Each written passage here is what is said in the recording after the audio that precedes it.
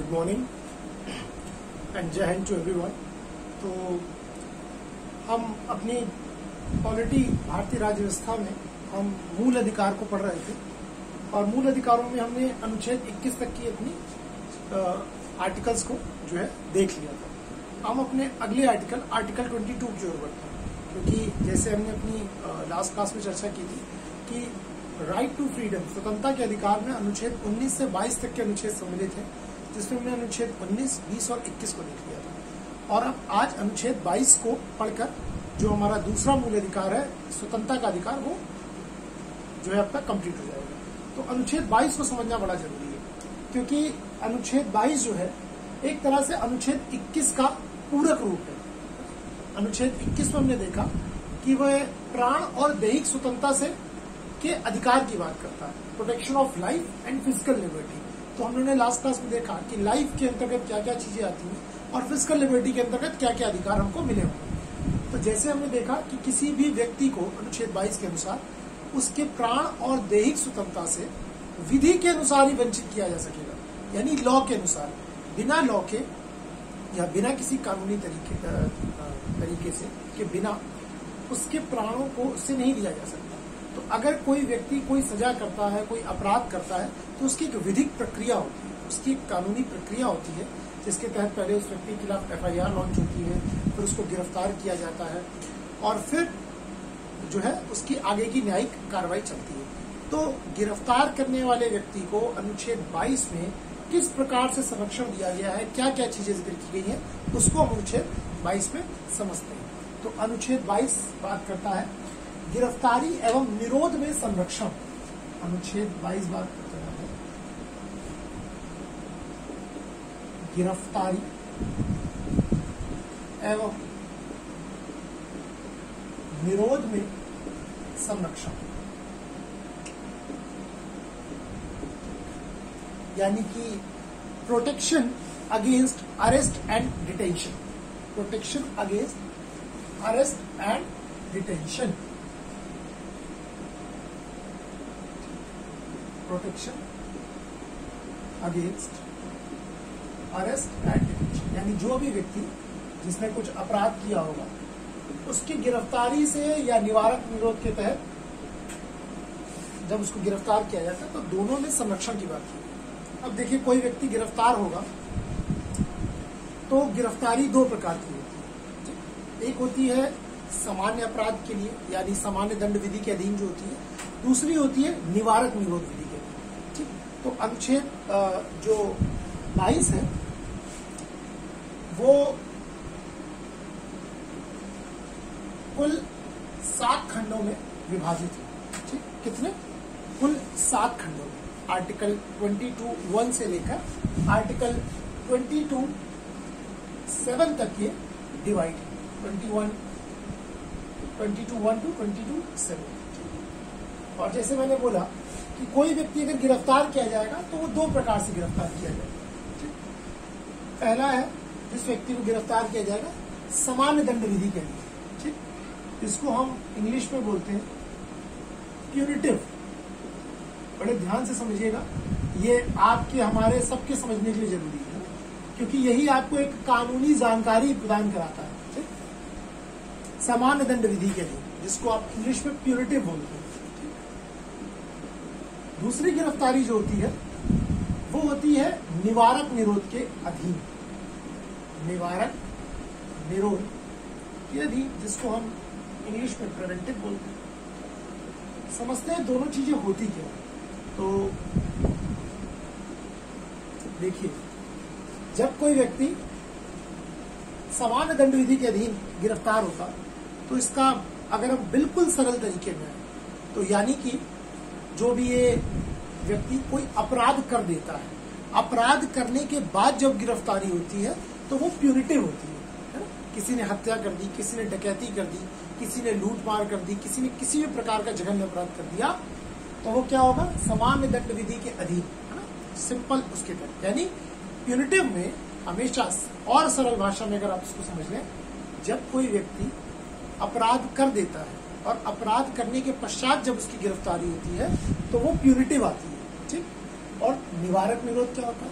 इसमें अपराध करने से पहले ही व्यक्ति को गिरफ्तार कर लिया जाता है, ठीक, संदेह के आधार पर कि फला व्यक्ति के यहाँ पर होने से कोई बड़ा अपराध होने की आशंका है, या इस व्यक्ति पर परिस्थितियां ऐसी हैं, लग रहा है इसकी ये कोई प्लानिंग प्लॉटिंग कर रहा है, ये यहाँ पर है तो कोई बड़ी घटना को अंजाम दे सकता है, या इसके बोलने से या इसके खड़े होने से, इसकी सभा करने से, इसकी उपस्थिति मात्र से ये संदेह हो जाता है कि इसके होने से लोक व्यवस्था को और कानून व्यवस्था को एक खतरा है, तो उसको निवारक निरोध के तहत गिरफ्तार कर लिया जाता है। तो यानी सामान्य दंड विधि में हमेशा अपराध के बाद गिरफ्तार किया जाता है, ठीक, और निवारक निरोध में हमेशा अपराध के घटित होने के पहले गिरफ्तार किया जाता है, ठीक। अब जब आप प्यूनिटिव में आएंगे तो प्यूनिटिव के लिए यानी सामान्य दंड विधि के अधीन आर्टिकल 21 और 22 में कुछ क्लॉज दिए गए हैं, यानी आपको जो प्रोटेक्शन दिया गया है गिरफ्तारी से वो किसमें दिया गया, अनुच्छेद 22(1) और 22(2), अनुच्छेद 22(1) और 22(2) में आपको गिरफ्तारी के संबंध में प्रोटेक्शन दिया गया है, ठीक। यानी कोई भी व्यक्ति जो अपराध करेगा उसको अगर कोई व्यक्ति पुलिस जो गिरफ्तार करने आएगी तो उस समय कुछ क्लॉज होने चाहिए, वो आर्टिकल 21 और 2 में बताए गए। क्या, देखिए 3 चीजें। सबसे पहले पुलिस जब किसी व्यक्ति को गिरफ्तार करने आए तो उस गिरफ्तार व्यक्ति को अपनी गिरफ्तार करने वाले व्यक्ति को अपनी गिरफ्तारी का कारण जानने का अधिकार है, गिरफ्तारी का कारण जानने का अधिकार है, कारण जानने का अधिकार है, ठीक,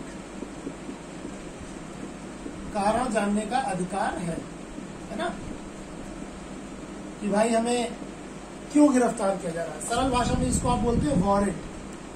वारंट होना चाहिए, पुलिस आपको गिरफ्तार करने आए, हिंदी पिक्चरों में देखा होगा, वारंट है आप हमको गिरफ्तार करने आए।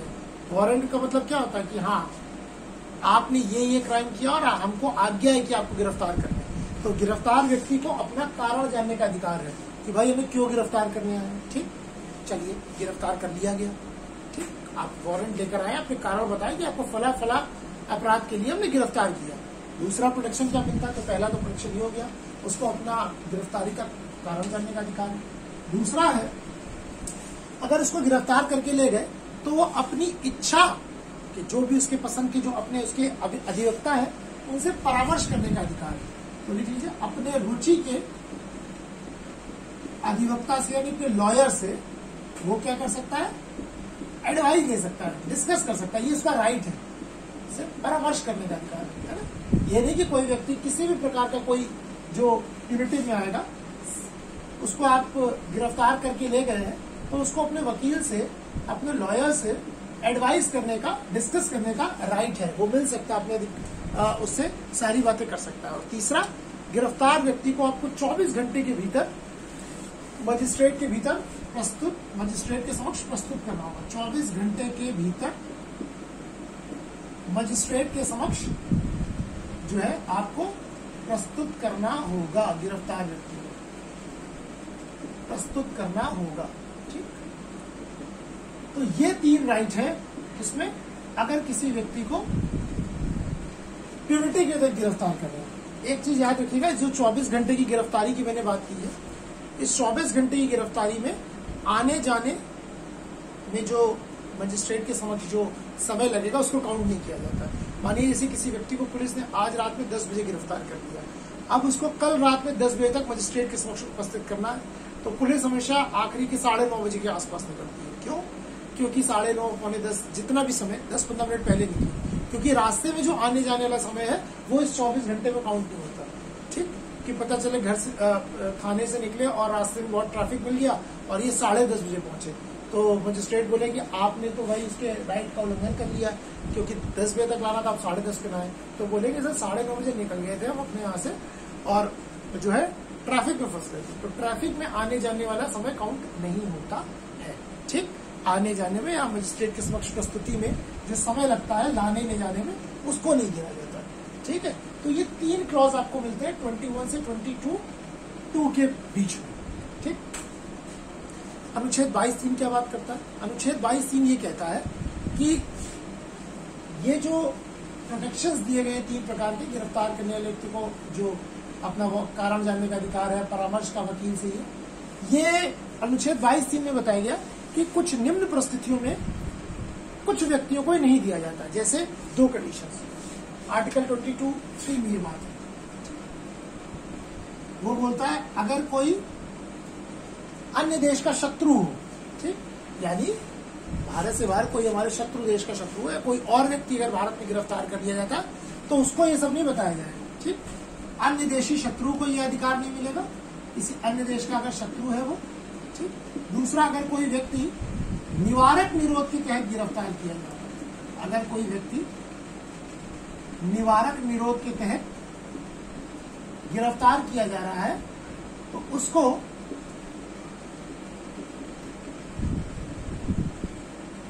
अगर कोई व्यक्ति निवारक निरोध के तहत गिरफ्तार किया जा रहा है तो उसको जो है ये राइट नहीं मिलेगा, ठीक है। उस व्यक्ति को ये राइट नहीं प्राप्त होगा, ठीक है। इन दो में, यानी कोई अन्य देश का शत्रु है या निवारक निरोध के तहत गिरफ्तार किया जा रहा है तो ऐसे व्यक्ति को जो है ये जो 3 क्लॉज है उसमें प्रोटेक्शन नहीं मिलेगा, ठीक। अब मैंने आपको बताया कि अनुच्छेद 22(1) से लेकर 7 तक में है, तो 22(1)(2) में उनके प्रोटेक्शन की 3 बातें की गई हैं। 3 में बताया गया है कि अगर कोई अन्य देश का शत्रु होगा या निवारक निरोध के तहत जो व्यक्ति गिरफ्तार किया जा रहा है उसको राइट नहीं मिलेंगे। 4 से 7 में बताया गया कि भाई निवारक निरोध होता क्या है। आर्टिकल 22 के 4 से 7 में निवारक निरोध के विषय में बताया गया। तो निवारक निरोध क्या होता है कि निवारक निरोध के तहत किसी व्यक्ति को अपराध करने से पहले ही गठित जो है गिरफ्तार कर लिया जाता है, मात्र संदेह के आधार पर। तो इसमें मैं बता चुका हूं कि इस आधार पर गिरफ्तार किया जा रहा है कि भाई आप इस व्यक्ति की अगर उपस्थिति है तो उससे ही क्राइम हो सकता है, ठीक। तो ये सारी चीजें जो है वो आप समझ गए होंगे आर्टिकल 21 to 27 क्या बात कर रहा है, ठीक। अब प्रश्न ये उठता है कि भाई सामान्य व्यक्ति को तो आपने 24 घंटे के भीतर प्रस्तुत कर दिया, निवारक निरोध के और उसको अपने वकील से परामर्श करने का अधिकार है, उसको अपना मजिस्ट्रेट के समक्ष 24 घंटे के भीतर प्रस्तुत करना होगा। तो जिनको आप निवारक निरोध के तहत गिरफ्तार कर रहे हैं उसके क्या क्लॉज है, ठीक। देखिए, जो सामान्यता जिस व्यक्ति को आप निवारक निरोध के तहत गिरफ्तार करेंगे यानी संदेह के आधार पर अपराध घटित होने से पहले, उसके लिए कुछ विशेष क्लॉज बनाए गए हैं। ऐसे व्यक्ति को सामान्यता जो गिरफ्तार होता है उसको 3 महीने तक के लिए गिरफ्तार किया जा सकता है। जो भी व्यक्ति निवारक निरोध के तहत गिरफ्तार होगा उसको 3 माह तक, फॉर 3 months, 3 महीने के लिए आप पुलिस जो है उसको सीधा गिरफ्तार करके अपनी कस्टडी में रख सकती है। कितने महीने के लिए? 3 महीने के लिए। 3 महीने के लिए सीधा उस व्यक्ति को गिरफ्तार करके पुलिस जो है अपनी कस्टडी में रख सकती है। कुछ विशेष परिस्थितियों में ये चीज 3 महीने से अधिक भी हो सकती है, ठीक। हालांकि ये होता है कि आपको 3 महीने के लिए गिरफ्तार किया जा रहा है और जल्द ही आपको आपकी गिरफ्तारी का कारण बताया जाएगा। लेकिन कुछ विशेष परिस्थितियों में किसी व्यक्ति को जिसको निवारक निरोध के तहत गिरफ्तार किया गया वो 3 माह से अधिक तक समय के लिए भी, यानी 3 मंथ से ज्यादा समय के लिए भी उसको गिरफ्तार किया जा सकता है। वो तब होगा जब हाई कोर्ट के जो जजेस हैं उनकी कोई एडवाइजरी कमेटी ये एडवाइज कर दे, हाई कोर्ट के जजेस की एडवाइजरी कमेटी जब ये एडवाइज कर दे कि हाँ इस व्यक्ति को आप 3 महीने से ज्यादा समय के लिए जो है गिरफ्तार करके रख सकते हैं, तो उस परिस्थिति में आप 3 महीने से अधिक समय के लिए भी निवारक निरोध के तहत गिरफ्तार होने वाले, प्रिवेंटिव डिटेंशन के तहत गिरफ्तार होने वाले व्यक्ति को गिरफ्तार करके हम लोग रख सकते हैं, यानी पुलिस रख सकती है, ठीक। नहीं तो सामान्यतः 3 माह से तक जो है 3 महीने तक आप उसको रख सकते हैं। फिर 3 महीने के समक्ष आपको फिर जो है न्यायपालिका के समक्ष उसको लेके जाना होगा और बताना होगा कि इनकी इन सारी चीजों पर। लेकिन अगर कोई बहुत बड़ा जघन्य अपराधी है ना, मानिए आपको पता चल गया कि इस व्यक्ति के होने से देश पे दंगे भड़क सकते हैं या कहीं बम विस्फोट हो सकता है, तो ऐसे व्यक्ति को गिरफ्तार कर लिया गया। अक्सर अभी आपने कुछ समय पहले देखा होगा कि एक व्यक्ति जो है उसको बॉम्ब मास्टर बोला जाता था, ठीक। वो उसने इतने सारे बॉम्ब जो है प्लान किए थे। उसको उत्तर प्रदेश के जो है एक कानपुर शहर से जो है गिरफ्तार किया गया। पेपर्स में बड़ी हेडिंग थी, ठीक। और चचा उनको बोला जाता था, उसको बोला जाता था, उनको बोल रहा हूँ सॉरी, तो उसको बोला जाता था चचा करके जो है उसको बोला जाता था। तो अब उसको निवारक निरोध के तहत अब बोला गया कि भाई उसको तुरंत गिरफ्तार कर लिया गया कि कहीं से खबर मिली, फिर पूछा गया तो बोला गया इसने कई सारे राज उगले। अब उसको निवारक निरोध के तहत गिरफ्तार करके पुलिस ने रख लिया होगा, 3 महीने से अधिक समय तक कस्टडी में रखा होगा। ठीक, अगर जरूरत पड़ी होगी तो 3 महीने से अधिक बढ़ा दिया होगा, नहीं तो 3 महीने तक तो गिरफ्तार किया ही होगा। ठीक, तो ये है आर्टिकल 22। ठीक, जो आपको निवारक निरोध और सामान्य दंड विधि के विषय में बताता है। निवारक निरोध के लिए समय समय पर कुछ कानून भी बनाए गए हैं। ठीक, एक झलक थोड़ी सी उनकी देख लेते हैं। समय समय पर जो है निवारक निरोध के लिए कुछ कानून भी बनाए गए हैं, है ना। जैसे आपने जो सुना होगा UAPA, unlawful activities protection act, NSA, national security act, जिसको रासुका बोलते हैं, टाडा सुना होगा, पोटा सुना होगा, मीसा सुना होगा, कोफे पोसा सुना होगा। ये सारे कानून जो है, सारे एक्ट जो है वो इसी प्रिवेंटिव डिटेंशन के तहत गिरफ्तारी करने के लिए किए गए। ठीक, तो सबसे पहला जो उसके लिए कानून आया उसका नाम था preventive detention act. Preventive detention act, इसको आप लिख लीजिएगा, बड़े इंपॉर्टेंट है ये। इसको कहीं भी आप जगह नोट्स बना रहे हो तो उस नोट्स में लिख लीजिएगा, प्रिवेंटिव डिटेंशन एक्ट 1950। ठीक, सबसे पहला कानून यही आया था। ठीक, 1969 तक ये प्रभावी रहा। ठीक, 1969 तक जो है ये प्रभावी रहा, उसके बाद इसको खत्म कर दिया गया। इसके तहत किसी व्यक्ति को 1 साल तक के लिए जो है आप क्या कर सकते थे, गिरफ्तार कर सकते थे। अभी जो मैंने आपको बताया 3 माह तक, अगर किसी व्यक्ति को जो प्रिवेंटिव डिटेंशन एक्ट था उसमें 1 साल तक की अवधि थी, 1 साल तक किसी व्यक्ति को जो है गिरफ्तार करके रखा जा सकता था। ठीक ठीक, और मतलब 1 साल तक के लिए नजरबंद किया जा सकता था। दूसरा, फिर इसको 1969 में खत्म कर दिया गया। फिर एक दूसरा कानून आया, Misa, maintenance of internal security act 1971। Maintenance of internal security act 1971। Emergency के समय जो है इसका बहुत उपयोग किया गया। ठीक, आपको पता 1971 में भारत में 3 बार आज तक जो है इमरजेंसी लगी। एक बार 62 टू जो है 68 के पीरियड में जब चाइना से युद्ध हुआ, और उसी दौरान जो है पाकिस्तान से ही 65 में युद्ध हुआ। उसके बाद 71 में जब पाकिस्तान से वॉर था, और 75 में जब लगी वो जो है आंतरिक इंटरनल रिवोल्ट के नाम पर जो है इमरजेंसी लगाई गई। तो 3 बार अभी तक कुल रूप से भारत में इमरजेंसी जो है लगाई गई है। तो 71 में आया।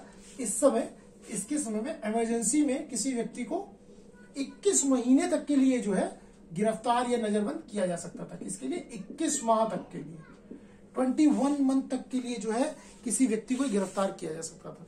बाद में इंदिरा गांधी जी की सरकार चुनाव हार गई। ठीक, उसके बाद 44th कॉन्स्टिट्यूशनल अमेंडमेंट 1978 के द्वारा जब मोरारजी देसाई की सरकार आई तो उन्होंने इस मीसा एक्ट को हटा दिया, क्योंकि ये जितने पॉलिटिशियन थे ऑपोजिशन वाले, इन सबको इसी जो है मीसा के तहत, निवारक निरोध कानून के तहत जो है इनको गिरफ्तार कर लिया गया था कि भाई इनके होने से देश की सुरक्षा व्यवस्था, सारी चीजों को खतरा है। तो इनको जो है आपातकाल के समय में 21 माह तक के लिए खत्म किया। तो जैसे सरकार आई सबसे पहले उसने इसी को हटाया। तीसरा सबसे इंपॉर्टेंट क्लॉज है एनएसए, नेशनल सिक्योरिटी एक्ट, जिसको आप रासुका भी बोलते हैं। एनएसए 1980 में आया, जिसको हम राष्ट्रीय सुरक्षा कानून, जनसाधारण में इसे रासुका के नाम से जाना जाता है ना, राष्ट्रीय सुरक्षा कानून। एनएसए लोग कम बोलते हैं, रासुका ज्यादा बोलते हैं, है ना, कि अरे फला व्यक्ति पे रासुका लग गई। बड़े बड़े नेताओं को, बड़े बड़े जो वो होते हैं उनको, अपराधियों को रासुका के तहत गिरफ्तार कर लिया जाता है ना। जब कोई टेंस्ड माहौल होता है तो आप देखिए रासुका के तहत गिरफ्तार कर लिया जाता है। तो बोला जाता होता है, एक बार जो वर्तमान में उत्तर प्रदेश के मुख्यमंत्री हैं श्री योगी आदित्यनाथ जी, इनको 2005-6-7 के आसपास, एग्जैक्टली 7 या 8 के समय, जब समाजवादी पार्टी की सरकार थी, तो उनको जो है गोरखपुर में एक चूंकि गोरखपुर से बिलोंग करते हैं, गोरखपुर में एक दंगे की जैसी स्थिति थी। ठीक, हिंदू मुस्लिम क्लैश हुआ था। तो वहां पर संदेह के आधार पर, है ना, कि अगर ये वहां पर इनकी उपस्थिति होगी तो दंगा ज्यादा भड़क सकता, तो रासुका लगा के गिरफ्तार कर लिया गया था। तो आप यूट्यूब में देखिएगा, उन्होंने फिर योगी जी ने जो है संसद में काफी भावुक हो गए थे अपनी बात को, अपनी पीड़ा को व्यक्त करते हुए, और उन्होंने रोते हुए बताया था कि मैं 3 बार से गोरखपुर का सांसद हूँ, सर्वाधिक मतों से जीतने वाला व्यक्ति हूँ। ठीक, मैं जनता का प्रतिनिधि हूँ, मैं जनप्रतिनिधि हूँ, मैं कोई अपराधी नहीं हूँ, है ना, ना मैं कोई आतंकवादी हूं कि मुझे रासुका लगा के गिरफ्तार कर लिया गया है। महोदय, माननीय महोदय, अध्यक्ष महोदय, मैं आपके माध्यम से बात कहना चाहता हूं कि मुझे रासुका के तहत गिरफ्तार किया गया। ठीक, तो इसीलिए कि भाई निवारक निरोध के तहत कि जो है हमें संदेह है कि इस व्यक्ति के होने से यहाँ पर ये हो सकता है। ठीक, उसके बाद एक आया, आपने सुना होगा टाडा। ठीक, टाडा एक जो है एक्ट आया था। टाडा जो है terrorist and disruptive activities act, ये 1985 में आया था। ठीक, terrorist and disruptive activities act. ठीक, अब चाहो तो मैं लिख दे रहा हूं, terrorist and disruptive activities act. 1985 में ये आया था। संजय दत्त को जब गिरफ्तार किया गया था तो निवारक निरोध के तहत ही गिरफ्तार किया था। इसी टाडा कानून के तहत तब संजय दत्त को गिरफ्तार किया गया था ना। उस समय जो बॉम्बे में जो है अंडरवर्ल्ड और अपराधियों का बहुत ज्यादा जो है महत्व, वो इम्पोर्टेंस बढ़ता जा रहा था, उनका इंगेज होते जा रहे थे वो गतिविधियों में, तो उसके लिए जो है टाडा का बड़ा प्रयोग किया गया। तो संजय दत्त के घर से AK-47 मिली थी, तो उसमें उनको जो है टाडा के तहत ही गिरफ्तार किया गया था। ठीक, तो बाद में इसको भी जो है समाप्त कर दिया गया था। इसमें 6 महीने तक किसी व्यक्ति को गिरफ्तार किया जा सकता था और बहुत जल्दी 1985 में समाप्त कर दिया गया। ये समझ लीजिए साल भर भी जो है मुश्किल से चल पाया। 6 महीने तक किसी व्यक्ति को इसमें गिरफ्तार कर सकते थे टाडा के तहत। ठीक, उसके बाद आपने सुना होगा पोटा 2002 में आया था, प्रिवेंशन ऑफ टेररिज्म एक्ट, 2002 में आया था। ठीक, और इसके लिए एक ज्वाइंट मीटिंग भी हुई थी, है ना। आज तक भारत में 3 ही बार जो है ज्वाइंट मीटिंग हुई है, एक आपका बैंकिंग रिफॉर्मेशंस के लिए, एक डाउरी एक्ट के लिए और एक पोटा के लिए। ठीक, तो 2002 में आया था, 2004 में इसको समाप्त भी कर दिया गया। और उसके पश्चात जो है UAPA, ये बड़ा इंपॉर्टेंट है। इसमें आपका प्री मेंस इंटरव्यू सब के लिए। ठीक, काफी इंटरव्यूज में अभी जो इस समय लोकसभा आयोग के चल रहे थे, उसमें अक्सर जो है इसके विषय में क्वेश्चन बहुत पूछे गए हैं। UAPA क्या है, 2019 में इसमें संशोधन हुआ है। ठीक है, तो उस समय जो है काफी इंटरव्यूज जो चल रहे थे, उसमें क्वेश्चन मेंबर्स जो है बोर्ड मेंबर्स पूछ रहे थे। Unlawful activities prevention act, unlawful activities prevention act, ये 1967 में आया। ठीक, UAPA कब आया है, 1967 में, और 1967 में ये आया है। समय समय पर जो है इसमें संशोधन होते हैं। 1969 में हुआ सारी चीज। 2004 में जब पोटा को हटाया गया तब UAPA को बहुत प्रभावी बनाया गया, क्योंकि पोटा हटा दिया गया तो फिर उस समय UAPA को बहुत प्रभावी बनाया गया। और रिसेंटली 2019 में भी जो है इसमें जो है काफी अमेंडमेंट्स किए गए।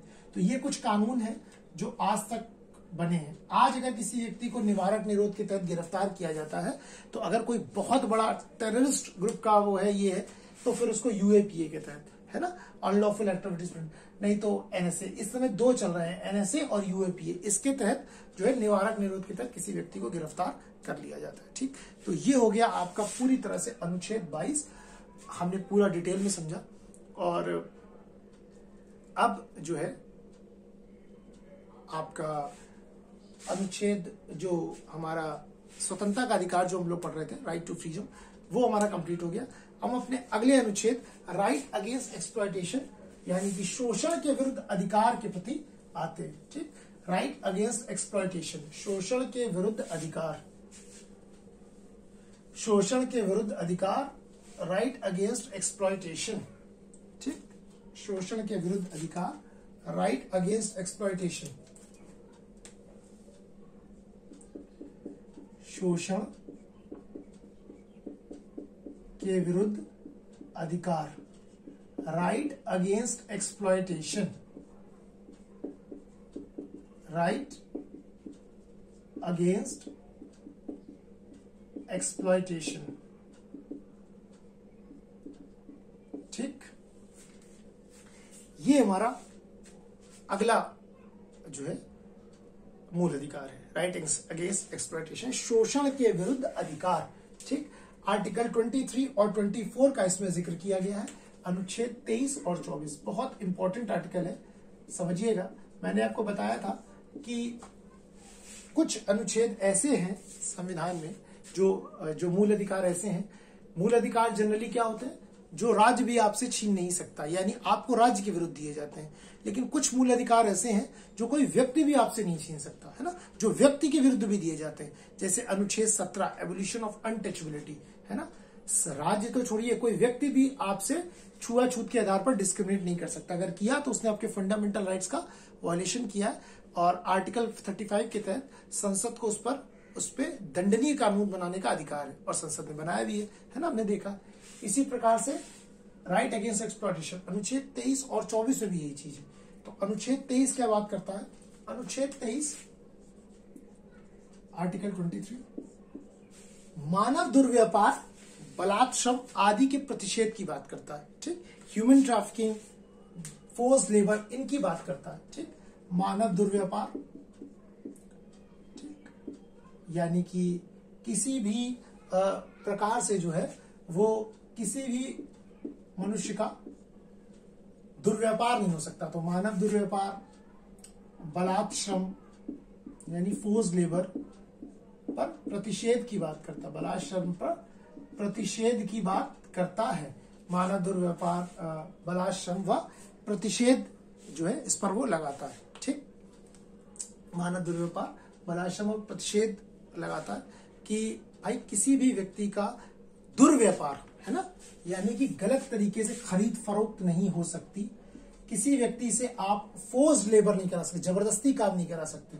ठीक, आर्टिकल 23 ये बोलता है कि मानव दुर्व्यापार, बेगार और बलाश्रम जैसी चीजों पर प्रोहिबिशन लगाता है। ठीक, और न्यायालय ने इस बेगार शब्द को भी डिटेल में बताया है ना। दुर्व्यापार तो हो गया ह्यूमन ट्रैफिकिंग, यानी जो मनुष्यों की खरीद फरोख्त होती है। आपने देखा है कई केसेस, बंगाल से, बिहार से लड़कियों को खरीद के, चूंकि पिछड़े इलाके हैं, है ना, जो बिहार का बिल्कुल इंटरनल इलाका है, वेस्ट बंगाल का बिल्कुल इंटरनल इलाका है, वहां से लड़कियों को दिल्ली में या बड़े शहरों में, मुंबई में काम कराने के बहाने, आपको पता है पेट की भूख सबसे बड़ी समस्या होती है भारत में। जो है गरीबी एक अभिशाप की तरीके है ना, हम सब इससे पीड़ित हैं, हम सब इससे परिचित हैं, है ना। और है ये कहीं ना कहीं समाज में अभी गहराई तक अपनी जड़ों को उसने रखा हुआ है। ठीक, तो इस उसमें अशिक्षा भी होती है। तो होता क्या है, समय दर समय पर ऐसे लोगों को लेकर आकर काम के बहाने लाकर उनका दुर्व्यापार कर दिया जाता है, उनको सेक्स वर्कर्स के रूप में बेच दिया जाता है, उनको प्रोस्टिट्यूशन में ढकेल दिया जाता है, या फिर उनको बाकी चीजों के लिए जो है सेक्स वर्कर्स की तरह, प्रोस्टिट्यूशन की तरह, बेगिंग में, बेगर में भिखारी बनाकर इन सारी चीजों में यूज कर दिया जाता है, विच इज नोन एज मानव दुर्व्यापार। तो अगर किसी के साथ ऐसा कोई व्यक्ति कर रहा है, ठीक, तो अनुच्छेद 23 के तहत वो उसके मूल अधिकार का उल्लंघन कर रहा है। बलाश्रम, आप किसी व्यक्ति से जबरदस्ती काम नहीं करा सकते, है ना, आप किसी व्यक्ति से जबरदस्ती काम नहीं करा सकते। फोर्स लेबर, है ना, कि अगर किसी व्यक्ति का कोई कार्य करने का मन नहीं है तो आप उससे वो कार्य नहीं करा सकते। अगर आप ऐसा कर रहे हैं तो अनुच्छेद 23 के तहत उस व्यक्ति के मूल अधिकार का उल्लंघन हो रहा है। तीसरी चीज है बेगार, किसी से बेगारी भी नहीं करा सकते। बेगार क्या होता है? बेगार का मतलब किसी की इच्छा के विरुद्ध किसी से कोई कार्य कराना, या किसी व्यक्ति को उसके उचित मूल्य का पारिश्रमिक दिए बिना, ठीक, उससे कार्य कराना। मानिए आपने किसी व्यक्ति से बोला कि भाई हमारे यहाँ आओ और ये जरा दीवार खड़ी कर देना। उस लेबर ने बोला सर 400 रुपये लेंगे हम आपसे साहब। आपने बोला ठीक है आ जाओ। और काम कराने के बाद शाम को जब उसकी दिहाड़ी देने का वक्त आया, उसकी मजदूरी देने का वक्त आया, तो आपने उसके हाथ में 250 रुपये या 300 रुपये रख दिए। बोला इतना ही है, चलो ठीक है जाओ। ये भी बेगारी है, क्योंकि आपने उसके परिश्रम का उचित मूल्य नहीं दिया।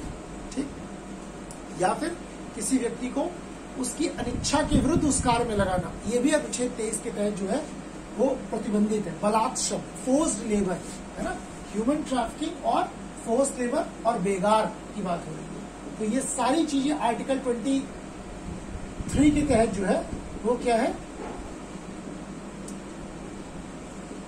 फंडामेंटल राइट्स के वायलेशन में आती है। बेगार शब्द को न्यायालय ने बहुत जो है विस्तृत रूप से डिस्क्राइब किया। उन्होंने बताया कि काफी सारी चीजें वो बेगार में आती है, जैसे दास प्रथा। आप किसी को दास बना के अपना नहीं रह सकते, स्लेवरी सिस्टम है ना। प्राचीन समय में जैसे होता था, तुम्हारे पूर्वज तुम हमारा ये कर्जा नहीं दे पाए, आज से तुम हमारे दास, है ना।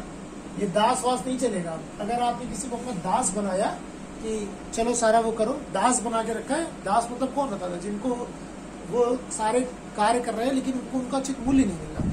घरों में तो काम आज भी लोग करने जाते हैं, लेकिन वो अपनी स्वेच्छा से करने आते हैं ना।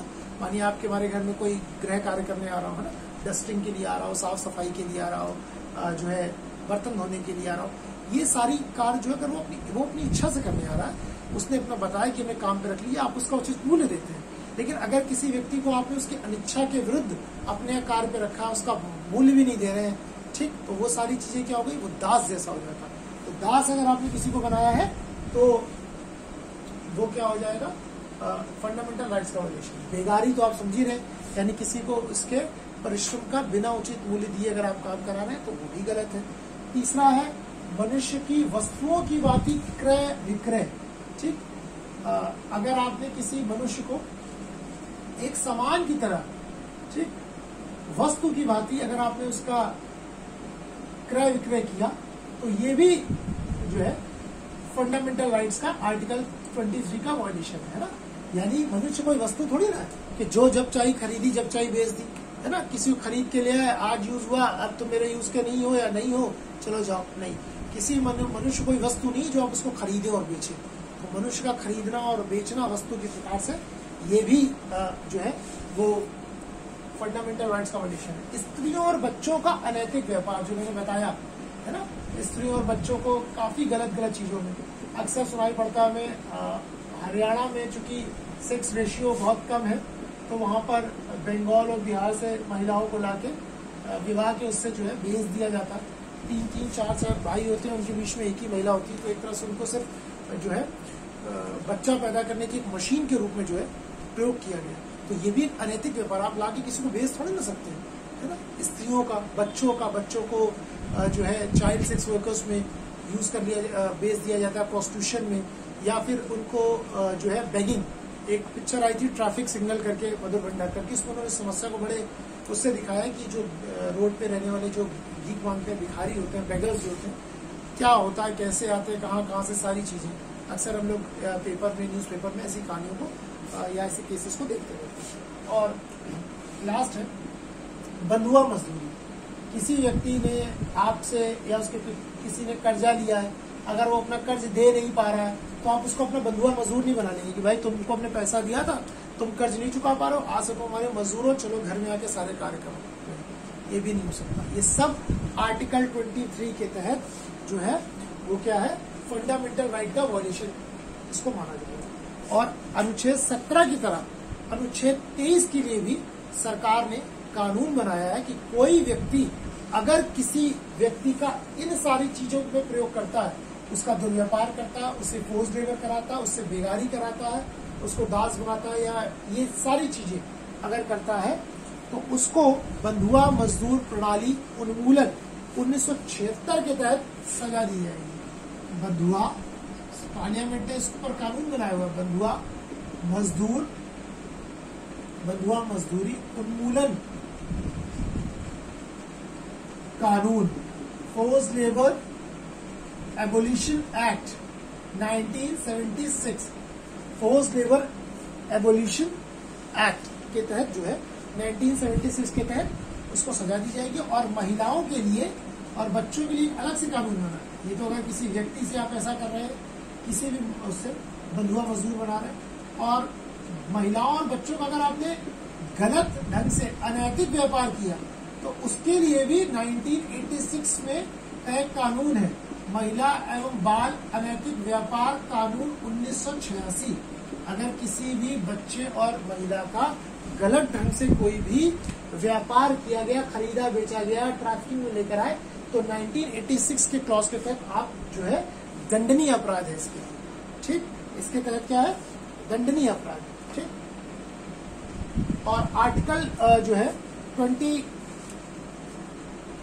में ही सरकार ने ये बोला है न्यायालय ने कि जो कैदी होते हैं, आप समझ रहे हैं, जो अपराधी होते हैं, जो जेल में बंद कैदी होते हैं, इसीलिए उनको भी जब वो जेल में बंद रह के कोई कार्य करते हैं, चाहे वो पत्थर तोड़ रहे हो, चाहे वो खाना बना रहे हो, चाहे मोमबत्तियां बना रहे हो, आप देखिए जो भी व्यक्ति जो है कैदी बनकर जेल में रहता है वो कार्य करता है ना, कोई लिफाफा बनाता है, कोई मोमबत्तियां बनाता है, कोई कुछ काम करता है, उसको उसकी मजदूरी मिलती है। क्यों? क्योंकि उसने परिश्रम किया है। आप उससे बलात् श्रम नहीं करा सकते, फोर्स लेबर, या उससे बेगारी नहीं करा सकते। ठीक, बेगार, बेगार मतलब बिना उसके परिश्रम का मूल्य दिए आप उससे काम करा रहे हैं। ठीक, बेगारी नहीं करा सकते। जेल में है, वो दंड पाया है, दंड पाने के तहत वो काम करेगा, जेल में रह रहा है, लेकिन काम करने का उसको उचित मूल्य दिया जाएगा। तो जब वो व्यक्ति जेल से निकलता है तो उसके एक एक आने पाई का हिसाब होता है। ठीक, तो एक एक आने पाई का मतलब सोचिए, जेल में जो कैदी बंद है, जो अपराध करके गया, वो तक के लिए फंडामेंटल राइट्स उसका ध्यान रखा गया कि अगर वो काम कर रहा है तो उसको पैसा मिलेगा। आर्टिकल 23(2) जो है इसका अपवाद है, ये सब तो 23(1) में था। 23(2) अपवाद क्या है ना, इसके अंतर्गत 23(2) के तहत ये राइट है कि स्टेट को अगर लगता है कि कुछ सार्वजनिक प्रयोजन है तो उसमें जो है यात्रियों की भागीदारी को सुनिश्चित कर सकता है। तब आप वहां ये नहीं बोल सकते कि भाई मेरा मन नहीं है, हम क्यों काम करें, है ना। जैसे आप यूरोप के जो देश हैं वहां पर कंपलसरी मिलिट्री ट्रेनिंग सबके लिए अनिवार्य है। ठीक, भारत में ऐसा नहीं है। इसीलिए बोला था कि आप लोग कहते हैं ना कि अरे अगर कोई युद्ध की परिस्थिति होती है, कोई बात होती है, तो आदमी कहता है भाई बताओ हमें, हम सब चले जाएंगे, है ना। तो अगर कोई ऐसी स्थिति है, युद्ध की स्थिति आई, सरकार को लगा तो भाई आपको किसी कार में लगा सकती है। आज तक ऐसा हुआ नहीं है, लेकिन अगर लगा देगी सार्वजनिक प्रयोजन में तो फिर वो फंडामेंटल राइट का वायलेशन नहीं होगा, क्योंकि वो किसी राष्ट्र के लिए कि सार्वजनिक प्रयोजन में।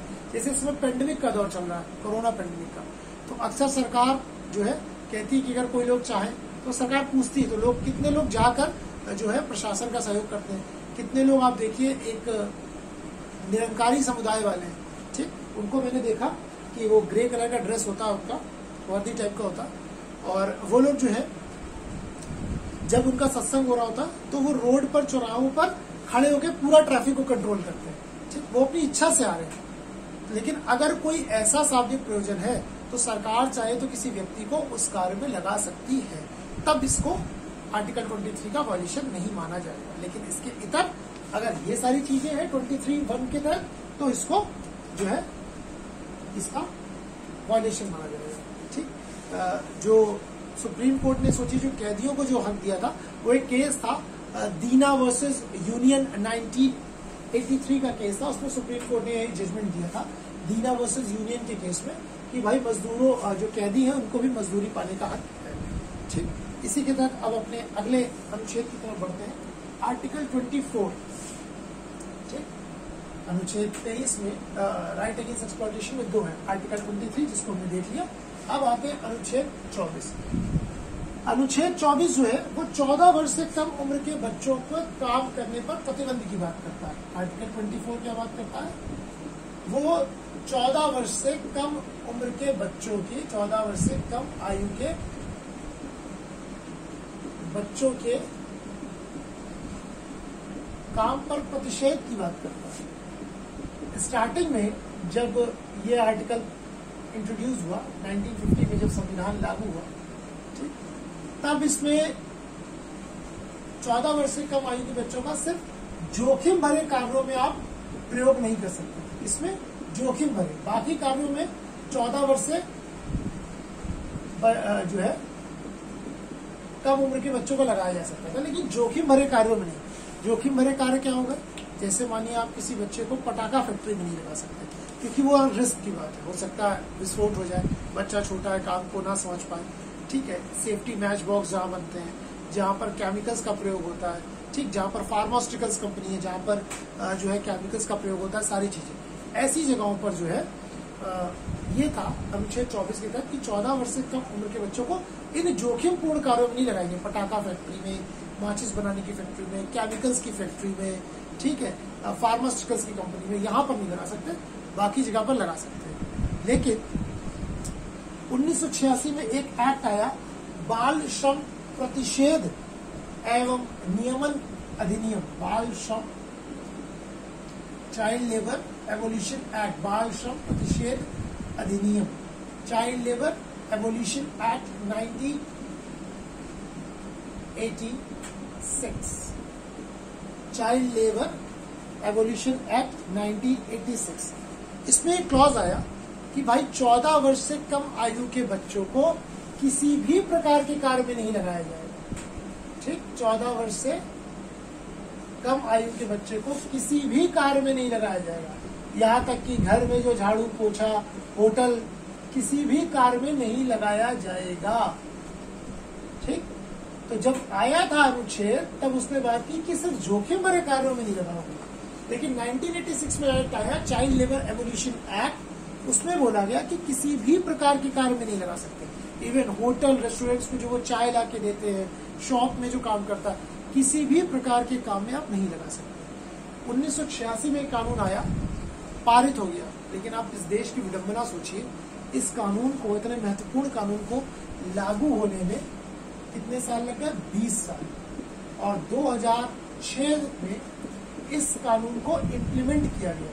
यानी आया तो कब? 86 में, लेकिन 20 साल तक इम्प्लीमेंट ही नहीं किया गया। सोचिए, आने के बाद 20 साल बाद इसका इम्प्लीमेंटेशन चालू हुआ। तो 2006 में फिर इसको इम्प्लीमेंट कर दिया गया, और 2006 से, यानी कानून तो 86 से ही आ गया, लेकिन इम्प्लीमेंट 2006 से हुआ। तो 2006 से अब किसी भी बच्चे को, आप किसी भी 14 वर्ष के बच्चे को कार्य में नहीं लगा सकते।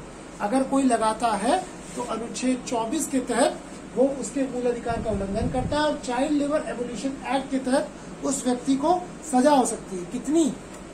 1 वर्ष की सजा और कम से कम 10,000 रुपए तक का जुर्माना, या दोनों लग सकता है उसके ऊपर। 1 वर्ष तक की सजा और 10,000 का जुर्माना, दोनों चीजें लग सकती हैं। तो आई होप आपको आर्टिकल 24 भी क्लियर हो गया होगा। ठीक, तो इस प्रकार से हमारा एक महत्वपूर्ण मूल अधिकार हमने समझा, राइट अगेंस्ट एक्सप्लॉयटेशन, कि कोई आपका किसी व्यक्ति का शोषण नहीं कर सकता किसी भी प्रकार से, है ना। अगर किसी व्यक्ति का किसी गलत प्रकार से शोषण होता है तो उसके मूल अधिकारों का उल्लंघन होगा। ठीक, और इसमें जो है वो कार्रवाई। ठीक, अब हम अपने अगले one of the most important fundamental right की तरफ बढ़ते हैं। सारे ही इम्पोर्टेंट है, लेकिन ये भी बड़ा इम्पोर्टेंट है, इसको थोड़ा समझिएगा। ये वर्तमान परिदृश्य से भी इसको जोड़ के देखिएगा, बड़ा इम्पोर्टेंट है। और आपको गर्व होगा अपने संविधान निर्माताओं पर कि उन्होंने कितनी खूबी, कितनी बाखूबी एक एक चीज का हमारे ध्यान रखा है, एक एक चीज का इतनी गहराई। जैसे मतलब एक पेरेंट्स नहीं होते अपने बच्चों के लिए कुछ करते, उन्होंने उस प्रकार से जो है इस सारे चीजों का जो है किया। ठीक, तो आइए देखते हैं जो अगला हमारा मूल अधिकार है वो क्या है। ये है धर्म की स्वतंत्रता का अधिकार, राइट टू रिलीजियस फ्रीडम, धर्म की स्वतंत्रता का अधिकार, right to religious freedom, right to religious freedom. Article 25 से 28 तक हम अपनी धार्मिक स्वतंत्रता को समझेंगे कि भाई किस किस प्रकार की स्वतंत्रता हमको आखिर अनुच्छेद 25 से 28 के बीच में दी गई है। धार्मिक स्वतंत्रता, है ना। देखिए, 14 में आपके विधि के समक्ष समता की बात थी, 15 में आपसे कोई किसी 5 आधार पर भेदभाव नहीं कर सकता। ठीक, 16 में सबको नौकरियों में समानता की बात है। ठीक, 17 में आपसे कोई छुआछूत के आधार पर भेदभाव नहीं कर सकता। 18 में कोई बड़ा छोटा नहीं हो सकता, एवोल्यूशन ऑफ टाइटल, कोई उपाधि लगा के मैं सर हूं, मैं राय हूं, खत्म, समानता, सब बराबर। 19 में आपको जो है स्वतंत्रता का अधिकार, मतलब राइट टू एक्सप्रेशन, फ्रीडम, 6 प्रकार की घूमने का, बात करने का, संगठन बनाने का, मीटिंग करने का, बसने का, काम करने का अधिकार। 20 में आपको जो है कुछ चीजों पे संरक्षण दिया गया है, प्रोटेक्शन अगेंस्ट कन्विक्शन, है ना, कि कोई अगर आपको गिरफ्तार कर रहा है, गिरफ्तारी से संबंध है ना, कि क्या किसी को आप अपने विरुद्ध गवाही के लिए बाध्य नहीं कर सकते, एक सजा के लिए एक ही बार दंड दिया जाएगा, सारी चीजें। 21 में आपकी सारी चीजें, 22 में, और 23 में, 24 में, 25 में धार्मिक स्वतंत्रता की बात होगी। कितनी बड़ी बात है। आर्टिकल 25(1) को समझिएगा और देखिएगा कि कितनी बड़ी आपको संविधान निर्माताओं ने कितनी बड़ी और कितनी गहराई में जाके और कितनी असीमित स्वतंत्रता दी है। ठीक, आर्टिकल 25(1) बोलता है कि प्रत्येक व्यक्ति को, अनुच्छेद 25 ये बोलता है अनुच्छेद 25 में आर्टिकल 25 में कि प्रत्येक व्यक्ति को, भारत के प्रत्येक नागरिक को, नागरिक भी नहीं व्यक्ति को, क्योंकि ये चाहे भारत का नागरिक हो या ना हो, कोई विदेश का व्यक्ति भी अगर आया है तो उसको भी राइट प्रदान है। अनुच्छेद 15, 16, 19, 29, 30, आर्टिकल 15, 16, 19, 29 और 30 को छोड़कर सारे फंडामेंटल राइट जो है भारत के बाहर के जो लोग हैं यानी अनागरिक है उनको भी प्राप्त है। सिर्फ अनुच्छेद 15, 16, 19, 29 और 30 ये 5 फंडामेंटल राइट सिर्फ भारतीय नागरिकों को प्राप्त है। इनके अलावा बाकी सारे फंडामेंटल राइट वो भारत के नागरिकों और जो विदेशी नागरिक हैं उनको भी प्राप्त है। तो अनुच्छेद 25 में उनको भी अधिकार है, प्रत्येक व्यक्ति को अपने अंतःकरण यानी ऑन हिज ओन कंसाइसेंस, अपने अंतःकरण जो उसका मन कर रहा है। अभी मैं बताता हूं अंतःकरण क्या है। अपने अंतःकरण के स्वतंत्रता, प्रत्येक व्यक्ति को अपने अंतःकरण की स्वतंत्रता, अपने अंतःकरण की स्वतंत्रता है, अपने धर्म को अबाध रूप से मानने, अपने प्रत्येक व्यक्ति को अपने अंतःकरण की स्वतंत्रता, धर्म को अबाध रूप से मानने, आचरण करने और प्रचार करने की छूट है। ठीक, आचरण करने एवं प्रचार करने की छूट है। ठीक, यानी कितने क्लॉज की बात हो रही है?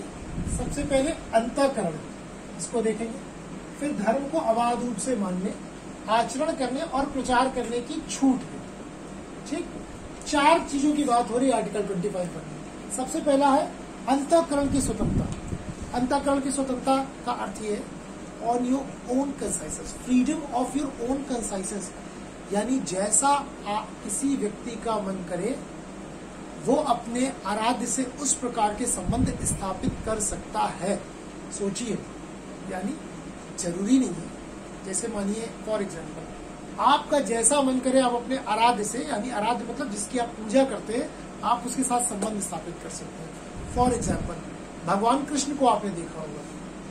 भगवान कृष्ण जो है वो किसी के आप उनको लड्डू गोपाल के रूप में देखते हैं। तो जब वो लड्डू गोपाल के रूप में होते हैं किसी के, तो वो लोग उनको अपने बेटे के रूप में रखते हैं। तो वहां पर अपना माता और पुत्र का संबंध स्थापित हुआ है ना, कि भगवान कृष्ण को उन्होंने अपना पुत्र माना हुआ है। उनको खिलाना पिलाना सुलाना ये उनके ऊपर है। उनको उन्होंने भगवान के साथ अपना माँ बेटे का रिश्ता स्थापित किया। ठीक, आपने देखा होगा कुछ लोग भगवान कृष्ण को राखी बांधते हैं, वहां पर आपने उनके साथ अपने भाई का संबंध स्थापित कर लिया, भाई मान के पूज रहे हैं। ठीक, कहीं पर कुछ लोग जो है कान्हा को अपना अर्जुन के रूप में मित्र मानकर अपनी बात करते हैं, सखा, क्योंकि भगवान कृष्ण अर्जुन के सखा थे। तो आपके ऊपर आप भगवान कृष्ण को अपना सखा मान के भी कर सकते हैं। कोई बेटा मान रहा है, कोई भाई मान रहा है, कोई मीरा की तरह अपना प्रेमी मानकर भी उनसे संबंध स्थापित कर सकता है। ठीक, और कोई उनको द्वारिकाधीश के रूप में भी उनकी पूजा हो जाती है। कोई उनको भगवत गीता में जब उपदेश देते हैं उस रूप में भी उनकी पूजा करते हैं। तो ये आपके ऊपर है, आपके अंतःकरण की स्वतंत्रता है कि आप उनके साथ कैसा संबंध स्थापित करते हैं। कोई आपको ये रोक नहीं सकता कि आप इनको अपना बेटा क्यों बनाए हुए हैं। भाई आप कहेंगे मेरी इच्छा आर्टिकल 25(1) पढ़ा है, मुझे अंतःकरण की स्वतंत्रता है कि मैं अपने आराध्य को कैसे पूजूं। हमारे एक आराध्य है, ये मेरे बेटे के रूप में, आप कहेंगे मेरे मित्र के रूप में है, कोई कहेगा मेरे प्रेमी के रूप में है, कोई कहेगा मेरे सखा के रूप में, तो कहेंगे भाई योगेश्वर के रूप में जब वो अपना विश्वम्भर रूप दिखा रहे थे, या भगवत गीता में जब उपदेश दे रहे थे। कोई द्वारिकाधीश के रूप में पूछता है, कोई ठाकुर जी के क्या पूछता है, ये उनकी मर्जी है। ठीक, हर व्यक्ति को अपने अंतःकरण की स्वतंत्रता के आधार पर अपने धर्म को मानने, अबाध रूप से मानने, यानी कोई आपको रोक नहीं रहा है। मानने से मतलब है जैसा आपका मन करे वैसे आप पूजा कर सकते हैं। ठीक, आप हिंदू हैं, आपका मन करता है आप मस्जिद में जाएं, मजार में जाएं, आपको कोई नहीं रोक सकता। आप मुस्लिम हैं, आपका मन करता है कि आप आकर कृष्ण के गीतों पर आकर, भक्ति गीतों पर आकर आप भी इस्कॉन में जो एक बड़ी अच्छी सी आरती होती है उसका आनंद उठाए, कोई आपको नहीं रोक सकता, क्योंकि अनुच्छेद 25 आपको राइट देता है। आप अपने धर्म को अपने हिसाब से जैसे भी चाहे वैसे अंतःकरण की स्वतंत्रता के आधार पर मान सकते हैं। आपका मन, आप अबाध रूप से धर्म को मानिए। आप, हमारा धर्म है, हम मुस्लिम भी हैं, हम हिंदू भी हैं, हमको हिंदू देवी देवता भी अच्छे लगते हैं। मैं हिंदू हूँ, मुझे मुस्लिम, मैं गुरुद्वारे भी जाता हूँ, मैं मस्जिद भी जाता हूँ, मैं चर्च भी जाता हूँ। कोई मुसलमान कहेगा भले मैं मुस्लिम हूँ लेकिन मेरी इच्छा है मैं मंदिर भी जाना चाहता हूँ, वो उसके ऊपर, वो जा सकता है, कर सकता है। आचरण करने की छूट है। आचरण करने यानी कि आपके धर्म में जो भी आपके कर्मकांड है आप उसको कर सकते हैं। कर्मकांड से तात्पर्य, अगर हिंदू जो है चोटी रखने का उसको जो है उसके में एक हिंदू धर्म में एक मान्यता है तो वो रख सकता है। जनेऊ पहनने की एक मान्यता है तो रख सकता है। मुस्लिम अपने सर पे एक टोपी लगाता है जब वो नमाज अदा करता है या वैसे निकलते तो कर सकता है, ठीक है। उनके यहाँ कुछ मानक है कपड़े पहनने की, टखने के ऊपर का पैजामा होना चाहिए, तो वो उनका मर्जी है, वो रख सकते हैं, वो पहन सकते हैं। आर्टिकल 25 ने उनको छूट दी है, ठीक है। दाढ़ी बढ़ाने की, सिखों को देखिए वो केश रखते हैं, है ना, पगड़ी पहनते हैं, दाढ़ी रखते हैं, कृपाण रखते हैं, कड़ा, कंधा, ठीक, ये सारी चीजें उनके आचरण का है तो उनको छूट है आर्टिकल 25 के, तो वो रख सकते हैं। आप उनको नहीं बोल सकते कि आपने इतनी बड़ी दाढ़ी क्यों रखी। ऐसा जिसका जैसा मन वो रह सकता है।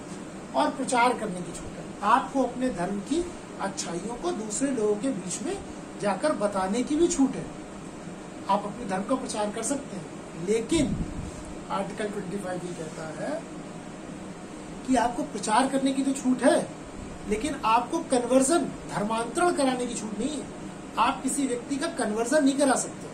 आप किसी व्यक्ति का कन्वर्जन भय या लालच के आधार पर नहीं करा सकते।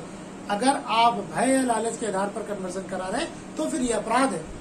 आर्टिकल 25 आपको प्रचार करने की छूट देता है। आप बताइए कि हमारा धर्म बहुत अच्छा है, इसमें सारी चीजें देखिए ऐसा है ना, भगवान ने कहा, अक्सर लोग बात करते हैं, लेकिन आप उसको पैसा या डरा कर कन्वर्ट नहीं करा सकते, इसकी छूट नहीं देता। इसीलिए जब कहीं पैसा, भय या लालच के आधार पर कन्वर्जन होता है तो जाकर जो है उसका विरोध किया जाता है। तो लोग कहते हैं ये अपनी इच्छा से आ रहे हैं, तो उनसे पूछा जाता है कि तुम अपनी इच्छा से मान रहे हो? अब अगर अपनी इच्छा से मान रहे हैं तो वो तो उनकी मर्जी है, धर्म को अबाध रूप से माने। लेकिन अगर भय या लालच के आधार पर पैसे देके या डरा धमका के कराया जा रहा है तब फिर आर्टिकल 25 का वो वायलेशन हो रहा है।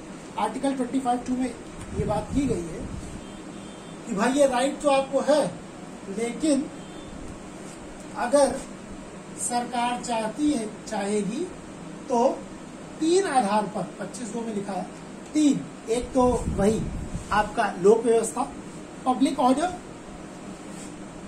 लोक व्यवस्था, पब्लिक ऑर्डर, मोरालिटी, नैतिकता, और तीसरा स्वास्थ्य यानी कि हेल्थ के आधार पर सरकार आपकी धार्मिक स्वतंत्रता पर प्रतिबंध लगा सकती है ना। जैसे कोरोना पैंडेमिक चल रहा है इस समय। अब कोरोना पैंडेमिक के समय में लास्ट टाइम पर नवरात्र पड़े थे, जब पिछली बार कोविड की वेव चल रही थी तो लॉकडाउन चल रहा था। 15 मार्च से लॉकडाउन हो गया, अप्रैल में नवरात्रि आई। हिंदू धर्म में नवरात्र का जो है, नवरात्रि का बड़ा ही विशेष महत्व। 9 दिन माँ दुर्गा की अलग अलग उनकी जो है रूपों की पूजा होती है, शक्ति की देवी है ना। लेकिन लोग मंदिर जाते हैं, भीड़ होती है। लेकिन अब चूंकि पब्लिक ऑर्डर बनाने के लिए और हेल्थ, ठीक, क्योंकि स्वास्थ्य की बात है, एक महामारी का दौर चल रहा, तो अगर आप अपने घरों से निकलेंगे तो ये महामारी और फैलेगी, तो इस पर रोक लगा दी गई, ठीक। ईद की नमाज भी लोगों ने अपने घर पे की। इस बार फिर से ईद आने वाली है और इस समय जो है लॉकडाउन चल रहा है, ठीक, हेल्थ के कारणों पे। तो आर्टिकल 25(2) के तहत अब आप ये नहीं कह सकते मेरा फंडामेंटल राइट है, बिल्कुल है, लेकिन 25(2) को भी पढ़िए। सरकार बोलती है भाई आपने 25(1) पढ़ा है, 2 भी तो पढ़ो। हेल्थ के आधार पर स्वास्थ्य इस समय सबसे पहली प्राथमिकता है। हम आपके अधिकार को रोक नहीं रहे हैं, आप अपने घर में बैठिए, अपनी जो है पूजा पाठ करिए, नवरात्र मनाइए, दिवाली मनाइए, दशहरा मनाइए, इस समय जो आपका मन करे बिना त्योहार के मनाइए, अपने घर में मनाइए, ठीक, आप घर से बाहर नहीं निकलेंगे। तो ये है आर्टिकल 25(2). तो आप अनुच्छेद 25 समझ गए कि वह क्या बात करता है। अगला आते हैं इसी में, संविधान और आगे की बात कर रहा है।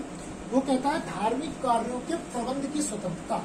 अनुच्छेद 26 में बात होती है धार्मिक कार्यों के प्रबंध की स्वतंत्रता, right to manage your religious work, right, freedom to manage your religious work, धार्मिक कार्यों के प्रबंध की स्वतंत्रता,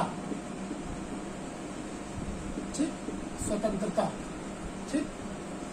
तो इसमें क्या है, अनुच्छेद 26 के अनुसार जो संविधान ने धार्मिक कार्यों के प्रबंध की स्वतंत्रता दी कि कोई भी धर्म जो है, जैसे मानिए मंदिर, गुरुद्वारा, ये सब ठीक, इनके जो मंदिर हैं, ट्रस्ट है, इनमें जो है आप क्या कर सकते हैं, अपने रिलीजियस वर्क्स को मैनेज कर सकते हैं। लेकिन ये अधिकार किसी व्यक्ति को नहीं दिया गया है कि आप आए और आपने अपना मंदिर खोल लिया और उसमें जो है आपने अपना धार्मिक कार्य को कर दिया। ये किसी व्यक्ति को नहीं है, ये एक धार्मिक संप्रदाय को दी गई है। याद रखिएगा, ये स्वतंत्रता किसी व्यक्ति को नहीं है, किसी व्यक्ति को नहीं है, बल्कि धार्मिक संप्रदाय को है। ठीक है, यानी संप्रदाय से मतलब, धार्मिक संप्रदाय से मतलब कि कोई किसी धर्म को मानने वाला हो, उसको तो छूट है, व्यक्ति को नहीं। यानी कि ऐसा नहीं कि आप अकेले आए और अपने मंदिर बना लिया और बोला भाई देखो ऐसा है, हमारा मंदिर है, आपसे क्या मतलब, हम कितना पैसा आ रहा है, कितना क्या अपना वर्क कर रहे हैं। आर्टिकल 26 ने हमको बोला कि हम अपने धार्मिक कार्यों के प्रबंध की स्वतंत्रता नहीं। अनुच्छेद 26 ने दी है स्वतंत्रता, लेकिन वो किसी व्यक्ति को नहीं दी है, वो धार्मिक संप्रदाय को दी है। जैसे आपने रामकृष्ण मिशन का नाम सुना होगा, ठीक, रामकृष्ण मिशन जो है वो हिंदू धर्म को ही मानते हैं। आपने इस्कॉन को सुना होगा, ठीक, आपने साईं बाबा चैरिटेबल ट्रस्ट को शिरडी वाली सुना होगा, है ना, ठीक, आपने माता वैष्णो देवी, ऐसे कई सारे फॉर एग्जाम्पल, है ना, अजमेर शरीफ दरगाह है, हाजी अली दरगाह है, ठीक है, अमृतसर का जो गुरुद्वारा है, दिल्ली के जो गुरुद्वारा है, शिरोमणि गुरुद्वारा प्रबंधक कमेटी, आपने सुना होगा, SGPC, है ना, जो सारे भारत के गुरुद्वारों की कमेटी है ना। तो ये चीज सबको, ये 26 के तहत राइट है। ये लोग क्या कर सकते हैं, रामकृष्ण मिशन, इस्कॉन वाले, ये क्या है, एक धार्मिक संप्रदाय के रूप में, यानी ट्रस्ट के रूप में है।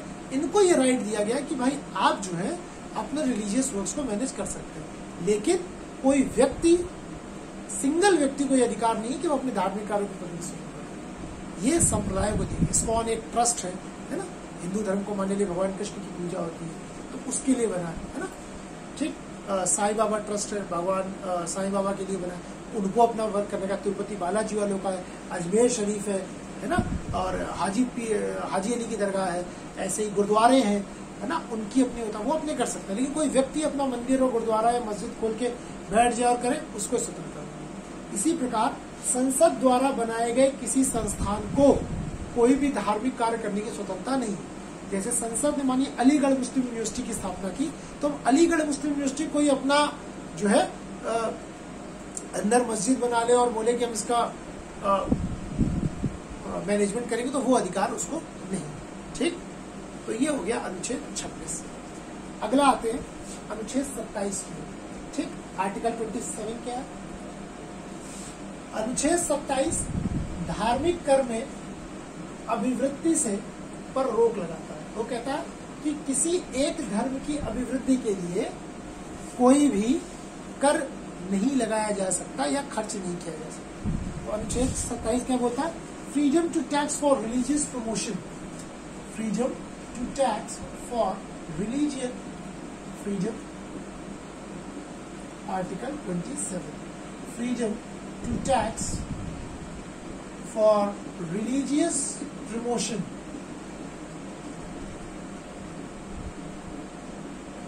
Freedom to tax for religious promotion. ठीक, तो अनुच्छेद 27 ये बोलता है कि भाई ऐसा है कि किसी भी व्यक्ति को कोई ऐसा कर देने के लिए विवश नहीं किया जाएगा, किसी भी व्यक्ति को ऐसा कर देने के लिए विवश नहीं किया जाएगा जो किसी एक धर्म की विकास पर खर्च हो रहा हो। याद रखिएगा, कर से मुक्ति दिला रहा है ये, कर से, टैक्स से, यानी किसी व्यक्ति पर कोई ऐसा कर नहीं लगाया जा सकता या उसको देने के लिए विवश नहीं किया जाएगा जो किसी एक धर्म की वृद्धि पर खर्च होता हो या किसी एक धर्म के विकास के लिए खर्च हो रहा हो। कोई ऐसा कर नहीं लगाया जा सकता। ठीक, यानी सरकार आप पर पूरे भारत में कोई कर नहीं लगा सकती कि भाई ऐसा है, राम मंदिर बन रहा है तो 140 करोड़ रुपए पे हम टैक्स लगा देते हैं, इनकम टैक्स के साथ अब आपको 1% का टैक्स और देना पड़ेगा जो है, क्योंकि राम मंदिर का निर्माण हो रहा है। नहीं, क्योंकि भाई इसमें मुस्लिम समुदाय है, वो क्यों देगा भाई? ठीक, ये तो एक हिंदू धर्म की वृद्धि के लिए खर्च हो रहा है ना, उसमें क्रिश्चियन भी है ना, उसमें सिख्स भी है, वो बोलेंगे भाई क्यों, राम मंदिर बनने के लिए हम क्यों टैक्स दें? ठीक बात है। वो बोलेंगे, सरकार बोलेगी, तो बोलेगा सर ये तो अनुच्छेद 27 वाला मूल अधिकार है, आप किसी एक धर्म की वृद्धि के लिए कोई कर लगा ही नहीं सकते।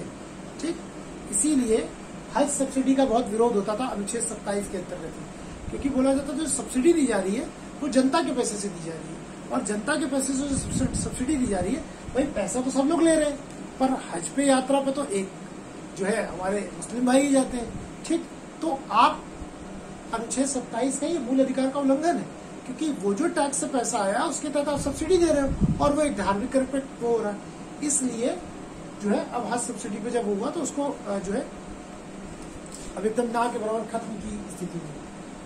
तो कर ऐसा जो है कोई भी धार्मिक कर, ऐसा कोई भी कर किसी व्यक्ति को देने के लिए इन्वेस्ट नहीं करेंगे जो किसी एक धर्म की वृद्धि पर खर्च हो। तो याद रखिएगा, कर नहीं लगाया जा सकता, लेकिन शुल्क लगाया जा सकता है। ठीक, कर और शुल्क में अंतर होता है, याद रखिएगा। बड़ा यूपीएससी में ऐसे ही पूछ देते हैं, कर आप नहीं लगा सकते हैं, लेकिन शुल्क लगाने का सरकार को अधिकार है। सरकार आप पर कर नहीं लगा सकती, लेकिन सरकार आप पर शुल्क लगा सकती है। कर कब लगाया जाता है? कर का मतलब होता है कि जब कोई कार्य आपके लिए ना भी किया जा रहा हो, उसके एवज में भी जैसे आपसे ले लिया जाए। मानिए इनकम टैक्स, कल को आपने एक ठेले की गुड्डी खोली है ना, चाट की, और धीरे धीरे आप उस शहर के सबसे बड़े चाट विक्रेता बन गए, तो आपकी इनकम ज्यादा बढ़ गई तो आपको टैक्स देना पड़ेगा। अब आप ये नहीं बोल सकते कि भाई राज्य ने हमारे लिए क्या किया, हम तो बड़े दूर दिन में थे, हमने एक ठेला लगाया, अपने 2 से 5 हजार रुपये का कर्ज लिया, ठीक, फिर हमने जाकर ठेला लगाया है ना, और 6 महीने की और उधारी किसी से ली, सारा सामान लेकर आए, फिर धीरे धीरे करते हुए आज हम अपनी एक दुकान पर लेकर आए। इसमें राज्य ने हमारे लिए क्या किया, इससे मतलब नहीं है। आप एक निश्चित आमदनी से ज्यादा कमा रहे हैं तो आपको कर देना पड़ेगा। तो कर वो व्यवस्था है, अगर कोई आपके लिए कुछ नहीं भी कर रहा तो भी लगाया जा सकता है। इनकम टैक्स, ठीक, अब आप जो है प्रॉपर्टी खरीदते हो उस पर टैक्स लगता है। आप कहेंगे यार पैसा तो हमने इकट्ठा किया, पहले हम इनकम टैक्स में भी दे, फिर हमने जमीन खरीदी, फिर आप हमसे रजिस्ट्री भी टैक्स ले रहे हो। आपने खरीदी तो आपको देना पड़ेगा, है ना। इनकम आपको यार कमा हम रहे, टैक्स हम सरकार को क्यों, हम अपनी मेहनत से कमा रहे हैं। नहीं, आप इस देश में हैं, अगर आपकी इनकम है किसके ऊपर तो आपको देना पड़ेगा। शुल्क क्या होता है? शुल्क का मतलब होता है सरकार शुल्क आपको तभी लगाती है जब आपके लिए कोई सेवा दे रही हो। शुल्क हमेशा सेवा देने के बदले रख लिया जाता है। कर क्या होता है? कर जरूरी नहीं है कि आपको कोई सेवा दी जा रही हो तभी लिया जा रहा हो, ठीक, लेकिन शुल्क हमेशा जब सेवा दी जा रही हो तभी लिया जा सकता है। तो शुल्क लिया जा सकता है। शुल्क क्यों लिया जा सकता है? मानिए जैसे कुंभ का आयोजन हो रहा है, तो सरकार कुंभ में काफी पैसा खर्च करती है, तो अब कुंभ में स्नान करने कौन आएगा? भाई जो कुंभ में स्नान करने आएगा वो वही व्यक्ति आएगा जो उस धर्म को मानने वाला है और जो उस कुंभ के कैंपस में आएगा। तो कुंभ के कैंपस में जो आएगा वो उस सेवा का, जो सरकार ने उसके लिए सर्विसेज प्रदान की है, उसका वो जो है आनंद या उपभोग कर रहा है। तो अगर आप उस सर्विसेज का सरकार की उपभोग कर रहे हैं तो फिर आपको शुल्क देना पड़ेगा। तो याद रखिएगा, अनुच्छेद 27 के तहत सरकार शुल्क ले सकती है परंतु कर नहीं ले सकती, राइट। तो ये चीज याद रखिएगा कि सरकार आपसे कर नहीं ले सकती लेकिन शुल्क ले सकती है। क्यों? क्योंकि शुल्क तभी लेती है जब सरकार आपको कोई सर्विस प्रदान कर रही है, ठीक। अब मानो कुंभ मेले का आयोजन हुआ, तो कुंभ मेले में सरकार ने भाई काफी खर्च होता है। जैसे पिछली बार जो है 2019 में उत्तर प्रदेश में कुंभ का आयोजन हुआ तो बड़ा सफल, बड़ा भव्य हुआ, ठीक, महाकुंभ का आयोजन। अभी हरिद्वार में कुंभ हो रहा था, इस बार तो खैर चूंकि वापस कोरोना की सेकेंड वेव आ गई तो लोग उस मात्रा में जा नहीं पाए, या सारी चीजें। लेकिन जो 2019 का उत्तर प्रदेश का कुंभ था तो बड़ा अच्छे से हुआ, ठीक। सरकार ने बसेस लगा दी थी फ्री, कि जो भी इलाहाबाद में उतरे और प्रयागराज में जिसका नाम हो गया, उतर के आप बस में बैठकर आप घाट तक जा सकते हैं ना। वहां पर जो है टॉयलेट्स लगे हुए थे, सारी चीजें थी। अब मानिए वहां पर अगर सरकार ने आपसे बोली कि जो भी व्यक्ति आ रहा है वहां पर जो खाना पीने के जो स्टॉल्स है वो मानिए बाहर अगर आपको एक छोले भटूरे अगर आपको बाहर 30 रुपए में मिलते हैं और अंदर अगर वो 35 रुपए में मिलते हैं तो आप 35 रुपए दे रहे हैं। क्यों? वो 35 रुपए जो लिए जा रहे हैं वो पूरे प्रयागराज में या पूरे उत्तर प्रदेश में उसका रेट नहीं हो गया कि 35 रुपए दिए जा रहे हैं, वो उस कैंपस के लिए है। क्योंकि जो वहां पर स्टॉल लेने आए हैं सरकार ने उनको टेंडर अलॉट करके वो जगह दी है। क्यों दी है?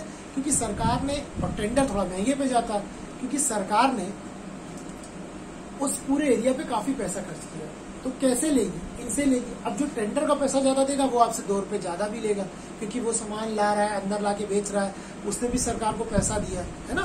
तो क्यों सिर्फ उसी व्यक्ति से किया जा रहा है जो कुंभ के अंदर आया है? तो एक प्रकार से शुल्क है ना। सरकार आप पर शुल्क लगा सकती है, आप उस सर्विसेज का उपभोग कर रहे हो तो आप शुल्क दे सकते हो, लेकिन कर नहीं लगाया जा सकता। ठीक, अब इसी में अपने अगले अनुच्छेद की तरफ बढ़ते हैं। आर्टिकल 28 अनुच्छेद 28 क्या बात करता है? अनुच्छेद 28 शिक्षण संस्थानों के बारे में स्वतंत्रता की बात करता है। ठीक, फ्रीडम इन एजुकेशन इंस्टीट्यूशंस, शिक्षण संस्थानों के बारे में स्वतंत्रता की बात करता है। शिक्षण संस्थान यानी जो एजुकेशन इंस्टीट्यूशंस हैं उनके बारे में स्वतंत्रता की बात करता है। शिक्षण संस्थानों के बारे में स्वतंत्रता की बात करता है। Freedom in educational institutions. ठीक, अनुच्छेद 28 ये बोलता है, इसमें 3 क्लॉज है। 28(1) बोलता है कि अगर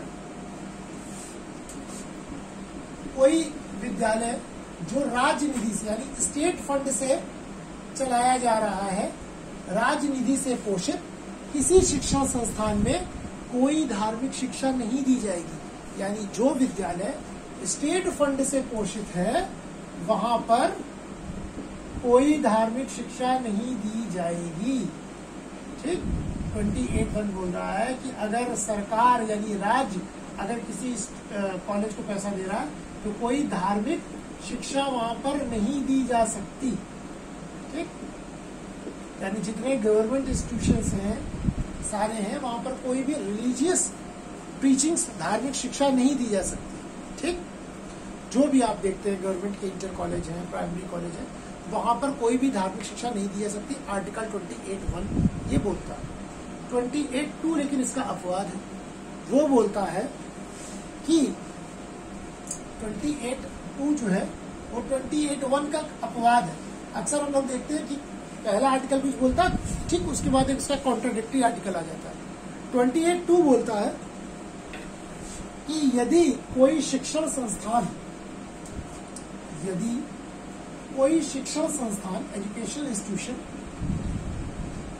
अगर वो ट्रस्ट के द्वारा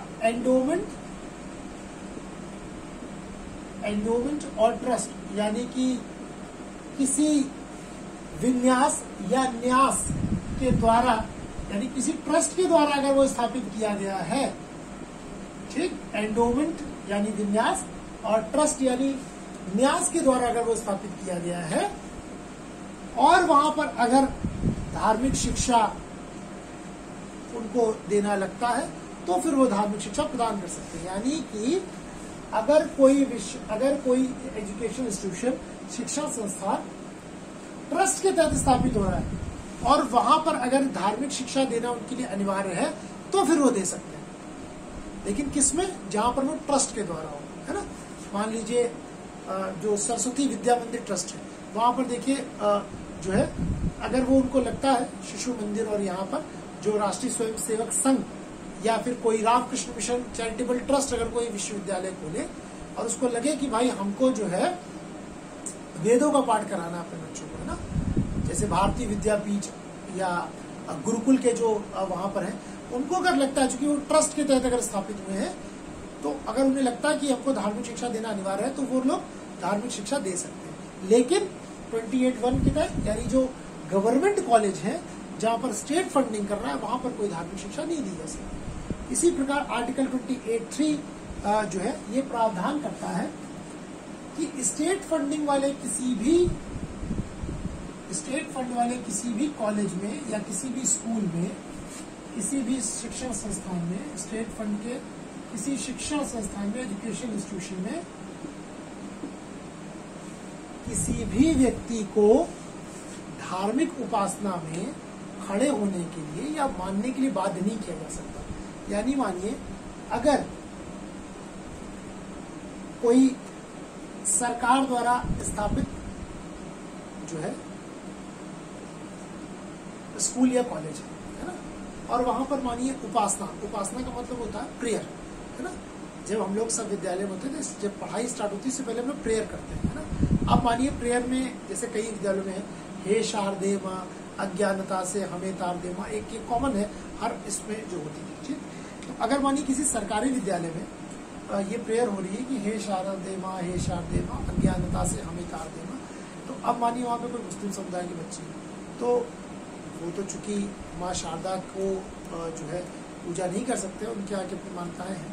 ठीक, तो अगर वो उसमें धार्मिक शिक्षा में या धार्मिक उपासना में जो प्रेयर है उसमें अगर वो खड़ा नहीं होना चाहता है तो आप उसको बाध्य नहीं कर सकते, आप बाउंडेड नहीं कर सकते कि भाई स्कूल के है और स्कूल के एक डिसिप्लिन है, एक नियम है, आपको इस प्रेयर में आना ही होगा। नहीं, आप उसको बाउंडेड नहीं कर सकते।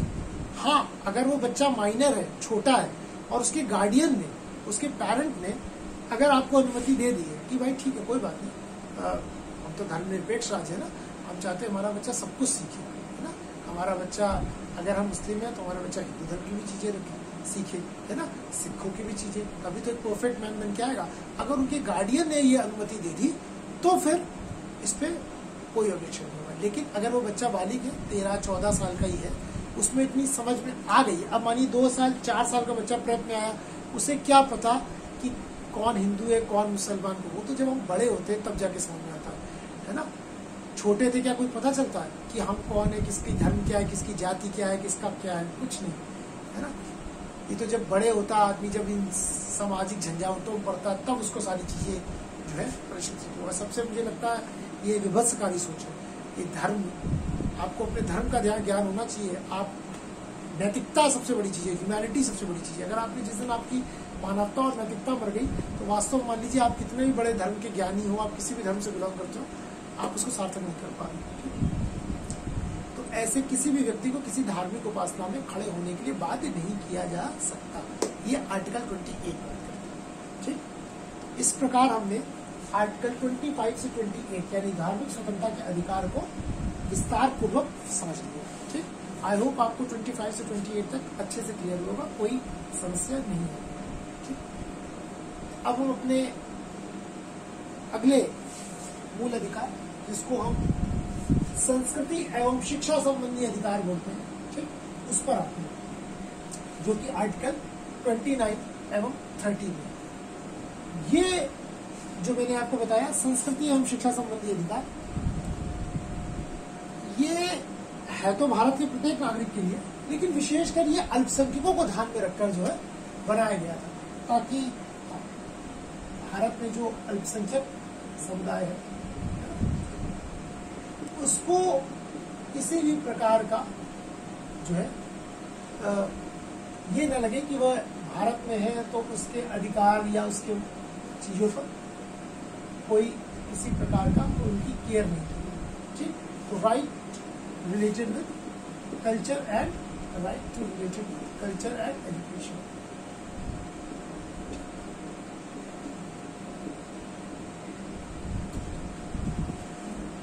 इसके तहत अनुच्छेद 29(1) में जो है अनुच्छेद 29 में लिखा भी गया कि अल्पसंख्यक वर्गों के हितों का संरक्षण की बात की गई। ठीक, तो मैंने इसे आपको बताया कि बेसिकली जो है ये माइनॉरिटीज के प्रोटेक्शन के लिए, ठीक, अल्पसंख्यक वर्ग के हितों की संरक्षण की बात करता है। हितों के संरक्षण की बात करता है।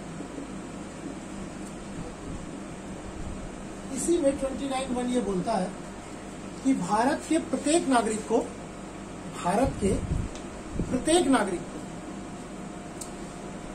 जो है जिसकी अपनी कोई भाषा है, अपनी लिपि है, अपनी संस्कृति है।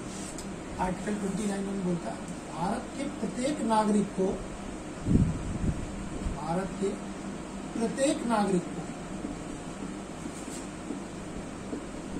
जिसकी अपनी भाषा यानी लैंग्वेज है, अपनी लिपि यानी स्क्रिप्ट है, और अगर अपनी संस्कृति है तो उसे प्रोटेक्ट करने का या उसे बनाए रखने का राइट है।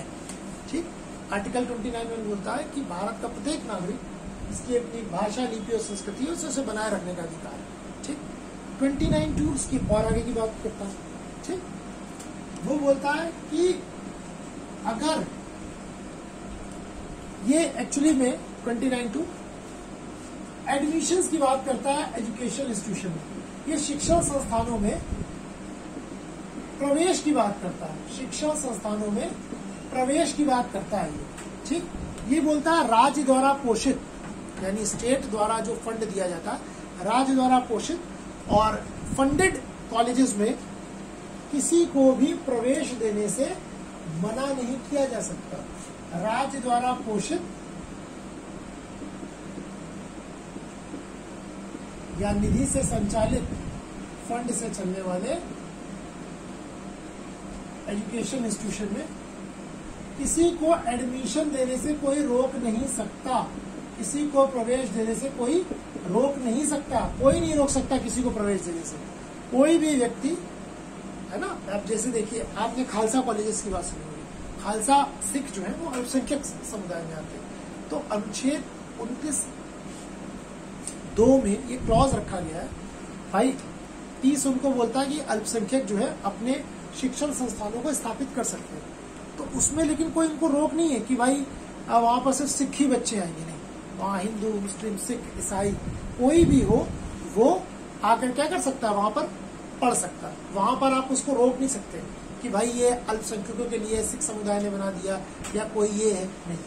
29(2) ने यह लिखा कि अगर स्टेट उसकी फंडिंग कर रहा है तो कोई व्यक्ति किसी भी व्यक्ति को या किसी भी धर्म, जाति, मूल, वंश, लिंग, जन्म स्थान के आधार पर किसी भी बच्चे को एडमिशन लेने से रोक नहीं सकता, ठीक। आर्टिकल 30 इसी में शिक्षण संस्थानों की स्थापना की बात करता है, ठीक। इसकी ये एस्टेब्लिशमेंट ऑफ एजुकेशनल इंस्टीट्यूशन की बात करता है, शिक्षण संस्थानों की स्थापना की, एस्टेब्लिशमेंट ऑफ एजुकेशनल इंस्टीट्यूशन, शिक्षण संस्थानों की स्थापना की बात करता है। वो बोलता है कि अनुच्छेद 30(1) के अंतर्गत अल्पसंख्यकों को अपनी शिक्षण संस्थाएं खोलने का अधिकार है, ठीक। माइनॉरिटीज जो है वो अपनी शिक्षण संस्थाएं यानी अपने एजुकेशन इंस्टीट्यूशंस खोल सकते हैं। तो आपने देखा है मदरसे हैं, ठीक है, उसके बाद आपने सिख कॉलेजेस को देखा होगा, खालसा कॉलेज हर जगह मिलते हैं, ठीक। लेकिन ऐसा नहीं है कि उस विद्यालय में किसी और बच्चे को आप एडमिशन ना दो जो उस कम्युनिटी का ना हो, नहीं, फिर वो आर्टिकल 29(2) का उल्लंघन हो जाएगा, क्योंकि 29(2) के तहत ये राइट है कि किसी भी जो राज्य निधि से संचालित विद्यालय है वहां पर किसी भी बच्चे को धर्म, मूल, लिंग, जाति या जन्म स्थान के आधार पर उससे भेदभाव नहीं किया जा सकता, ठीक। तो ये आपके 5 फंडामेंटल राइट हो गए, अनुच्छेद 14 से लेकर अनुच्छेद 30 तक, यानी जो फंडामेंटल राइट्स का डिस्कशन किया हमने देख लिया। वैसे तो मूल अधिकार अनुच्छेद 12 से चालू जाते हैं, हमने क्लास में भी अनुच्छेद 12 से पढ़ना चालू किया, लेकिन जो आपके मूल अधिकारों का डिस्क्रिप्शन किया गया वो 14 से लेकर 35 तक में। तो हमने 14 to 30 तक जो हमारे राइट्स हैं उनको देख लिया। हम अपने छठे, जिसको हमने स्टार्टिंग में बोला था ये हमारा कवच है, उस पर आते हैं, which is known as right to constitutional remedy, जो हमारा कवच है, संवैधानिक उपचारों का अधिकार। मैंने आपको क्लास के स्टार्टिंग में बताया था कि अनुच्छेद 32 में डॉक्टर अम्बेडकर जी ने क्या बोला, ये आर्टिकल 32 जो है वो कॉन्स्टिट्यूशन का सोल है। बहुत बार क्वेश्चन आया है कि डॉक्टर अम्बेडकर के अनुसार संविधान की आत्मा किसे कहा गया, तो संविधान की आत्मा जो है अनुच्छेद 32 को कहा गया। क्यों? ये संवैधानिक उपचारों के अधिकार की बात करता है। अगर आपके मूल अधिकारों पर किसी भी प्रकार की कोई चोट हो जाती है, आपके मूल अधिकारों पर किसी भी प्रकार की कोई चोट होती है, तो आप इस अनुच्छेद 32 के तहत क्या कर सकते हैं, उसका उपचार कर सकते हैं। कैसे? सबसे पहले तो अनुच्छेद 32 में जो है 4 क्लॉज दिए गए, उसको देखते हैं। 4 क्लॉज क्या है? अगर मैंने आपको बताया था कि अगर आपके फंडामेंटल राइट को कोई वायलेट करता तो आप सीधा सुप्रीम कोर्ट जा सकते हैं, सीधा।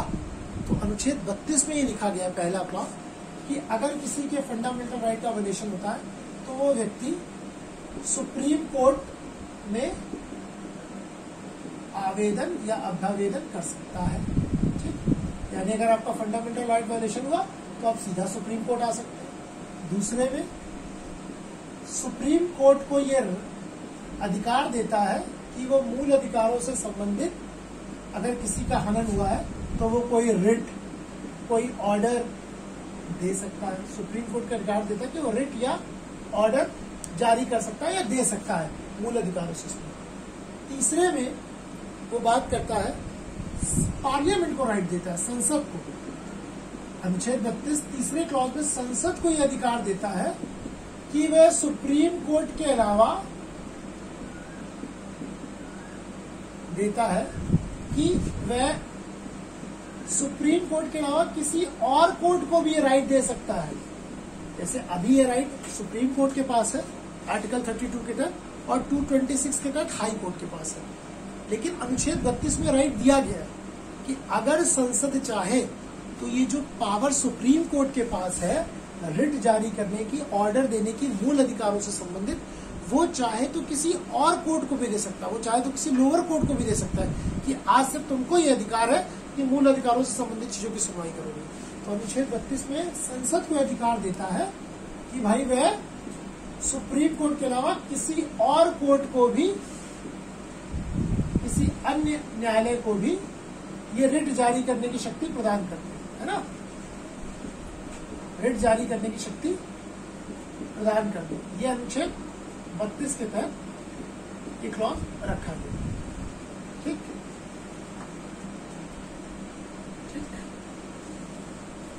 और चौथे में उसे ये है कि भाई तुम जो हो वो रिट जो है जारी कर सकते हो।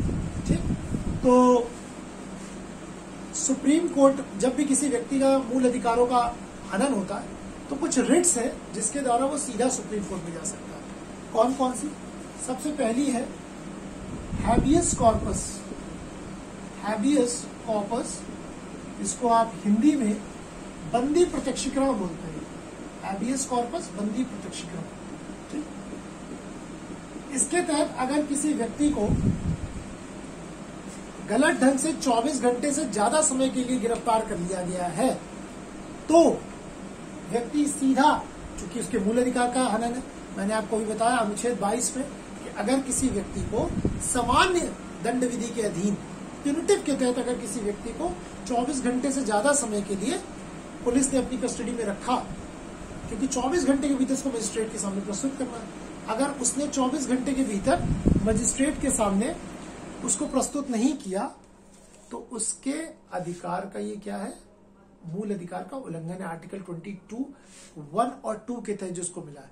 तो अगर इस परिस्थिति में किसी व्यक्ति को 24 घंटे से ज्यादा के लिए कस्टडी में रखा जा रहा है, प्यूनिटिव वाले में केस में, निवारक निरोध की बात नहीं कर रहा हूं, तो व्यक्ति बंदी प्रत्यक्षीकरण की तहत सीधा सुप्रीम कोर्ट में जारी कर सकता है। बंदी प्रत्यक्षीकरण का मतलब होता है कि सह शरीर आना, यानी उस व्यक्ति को, पुलिस को या पब्लिक अथॉरिटीज को सुप्रीम कोर्ट ये ऑर्डर देती है कि भाई जिस व्यक्ति को आपने अनैतिक रूप से 24 घंटे से ज्यादा के लिए गिरफ्तार किया उसको हमारे सामने प्रस्तुत कीजिए। तो हैबियस कॉर्पस क्या है कि जिसको 24 घंटे से ज्यादा समय के लिए पुलिस ने गिरफ्तार कर लिया है उसको मजिस्ट्रेट के सामने प्रस्तुत करें। ठीक, दूसरी रिट इसमें है, उसका नाम है मेंडेमस, परमादेश। मेंडेमस यानी परमादेश। इसका अर्थ है, सुप्रीम कोर्ट बोलता है कि हम ये आदेश देते हैं। मेंडेमस में क्या है, सुप्रीम कोर्ट बोलता है हम ये आदेश देते हैं। किसको? ये पब्लिक अथॉरिटीज को, कोई निगम को, ठीक, कॉरपोरेशंस को, गवर्नमेंट अथॉरिटीज को, इन सबको, यानी एक तरह से सरकार को या सरकारी, जो सरकार से मतलब क्या हुआ, सरकार से मतलब सिर्फ आपका इसी से नहीं, कार्यपालिका, ठीक, यानी कि जो भी व्यक्ति जो सरकारी नौकरी में है या किसी पास, उसके पास जो भी अधिकार हैं, जो भी कार्य कर सकता है, यानी एक तरह से न्यायपालिका कार्यपालिका को अधिकार देती है, आदेश देती है, कब? जब कोई अपने कार्यों का सही ढंग से पालन नहीं कर रहा होता है ना। अगर कोई कार्यपालिका, सरकार जब मैं बोलूं तो आप समझ जाइएगा, मानिए कोई ऑफिसर्स जो भी अपने दायित्व का, या कोई भी सरकारी कर्मचारी अपने दायित्वों का अगर सही से दायित्वों का निर्वहन नहीं कर रहा है तो मेंडेमिस के तहत न्यायपालिका उसको आदेश देती है कि भाई आप अपने कार्यों का सही ढंग से संचालन कीजिए। तो परमादेश के तहत ये आदेश दिया जाता है ना। जैसे मानिए जो है सरकार का कर्तव्य है कि सभी व्यक्तियों को स्वास्थ्य की सुविधाएं उपलब्ध हो, है ना, राइट टू हेल्थ। भाई कोई व्यक्ति अपने प्राण से अपने प्राण जो है विधि के अनुसार तो वंचित करेगा, कोई अपराध करेगा, लेकिन अगर कोई दवा के बगैर मर रहा है तो सरकार का कर्तव्य, इसलिए तो सारे सरकारी हॉस्पिटल्स होते हैं, 1 रुपए में आपका इलाज होता है ना, फ्री में दवाई मिल जाती है। क्यों? अगर किसी के इस राइट का वायलेशन हो रहा है तो वो जाएगा मेंडेमिस के तहत कि देखिए हमारे मूल अधिकार का उल्लंघन है। तो अब यहाँ पर क्या है, सरकार अपने दायित्वों का निर्वहन नहीं कर रही है, तो फिर इसके तहत मेंडेमिस के तहत जो है वो व्यक्ति रिट में जारी करेगा और सुप्रीम कोर्ट आदेश देगा कि भाई आप अपने कर्तव्यों का पालन समुचित ढंग से करें, विच इज नोन एज परमादेश। ठीक। तीसरी है प्रोहिबिशन। तीसरी कौन सी है? प्रोहिबिशन, जिसको बोलते हैं प्रतिषेध। ये मेंडेमिस का उल्टा है। ये क्या है? मेंडेमिस का उल्टा है, जस्ट ऑपोजिट। कैसे? देखते हैं। मेंडेमिस में सुप्रीम कोर्ट क्या कह रही थी? कार्यपालिका को आदेश दे रही है कि भाई ये काम करो जो तुम्हें करना है, कर क्यों नहीं रहे हो? कार्यपालिका को आदेश देती कि ये काम करो जो तुम्हें करना है, अपने कर्तव्यों का निर्वहन करो। इसमें बोल देती है रुक जाओ, टू स्टॉप, फॉरबिड, जो तुम ये कर रहे हो रोक दो, सारा काम रोक दो। ठीक। पहले बताओ जो तुम कर रहे हो ये तुम्हारे न्यायाधिकार क्षेत्र में है कि नहीं। इसमें जो है हमेशा जो वरिष्ठ कोर्ट्स होती हैं, सीनियर कोर्ट्स होती हैं, ये अपनी सब ऑर्डिनेट कोर्ट्स को हमेशा ये ऑर्डर देती हैं। सुप्रीम कोर्ट हमेशा अपने से नीचे लोअर कोर्ट्स को ऑर्डर देंगी कि to stop the all activities, जो भी काम कर रहे हो सब रोक दो। जो ये कर रहे हो क्या तुम्हारे पास राइट है ये करने का? ये तुम्हारे अधिकार क्षेत्र में आता है तो रोक दो। तो मेंडेमिस में कार्य करने के लिए आदेश देते हैं, प्रोहिबिशन में अपने अधीनस्थ न्यायालयों को, सब ऑर्डिनेट कोर्ट्स हो, ट्रिब्यूनल्स हो, सबको काम रोकने का आदेश दे दिया जाता है कि रोक दो ये काम। ठीक। अगली है सर्ट्यूरेरी।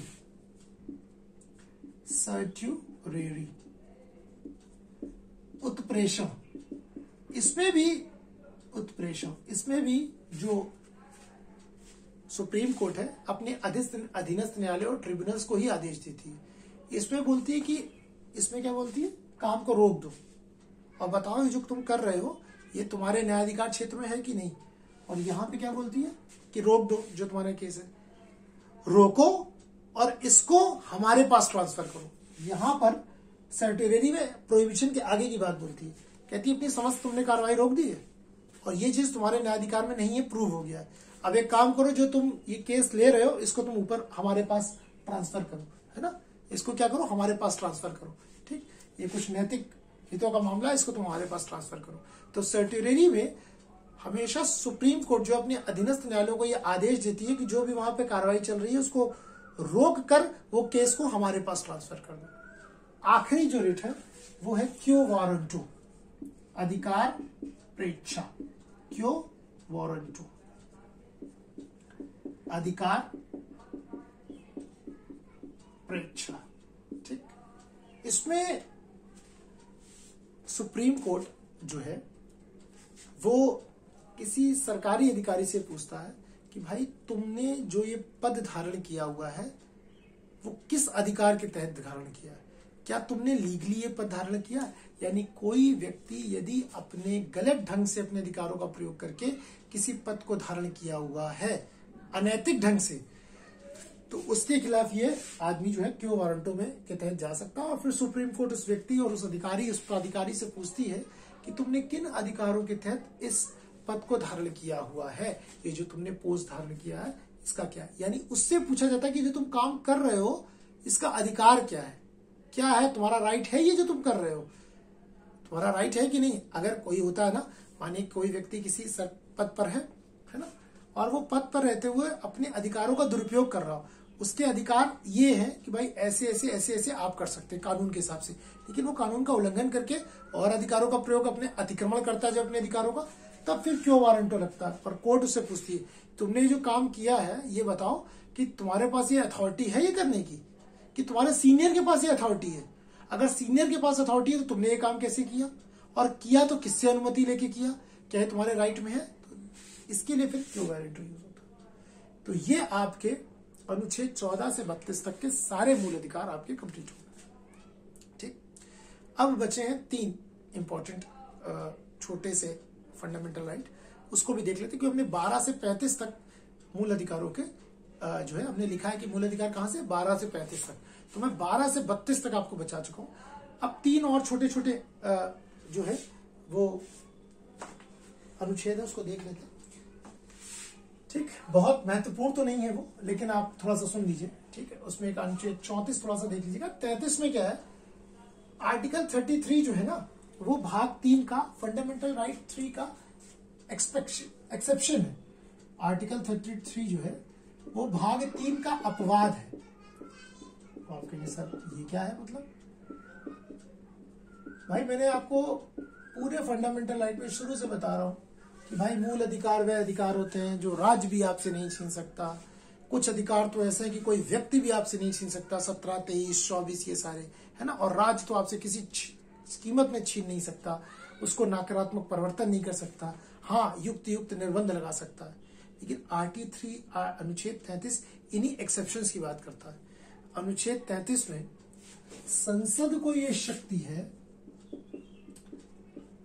कि वो आर्म फोर्सेस, ठीक, कि वो आर्म फोर्सेस यानी army, air force, navy, paramilitary forces, अर्धसैनिक बल, बीएसएफ, सीआरपीएफ, सीआईएसएफ है ना, आईटीबीपी, एसएसबी, सीमा सुरक्षा बल, इनकी arm forces, paramilitary forces, police, IB, raw, intelligence bureau, research and analysis wing, ऐसे सारे संस्थानों के अधिकारों को सीमित करता है। क्या अधिकार? ये सारे लोग किसी भी प्रकार के किसी भी ट्रेड यूनियन से नहीं जुड़ सकते। आप देखिए, बैंक वालों की अपनी एम्प्लॉय एसोसिएशन होती है ना, रेलवेज की अपनी यूनियन है, रेलवे भी सरकारी कर्मचारी है, बैंक वाले भी सरकारी कर्मचारी हैं, उनकी भी है।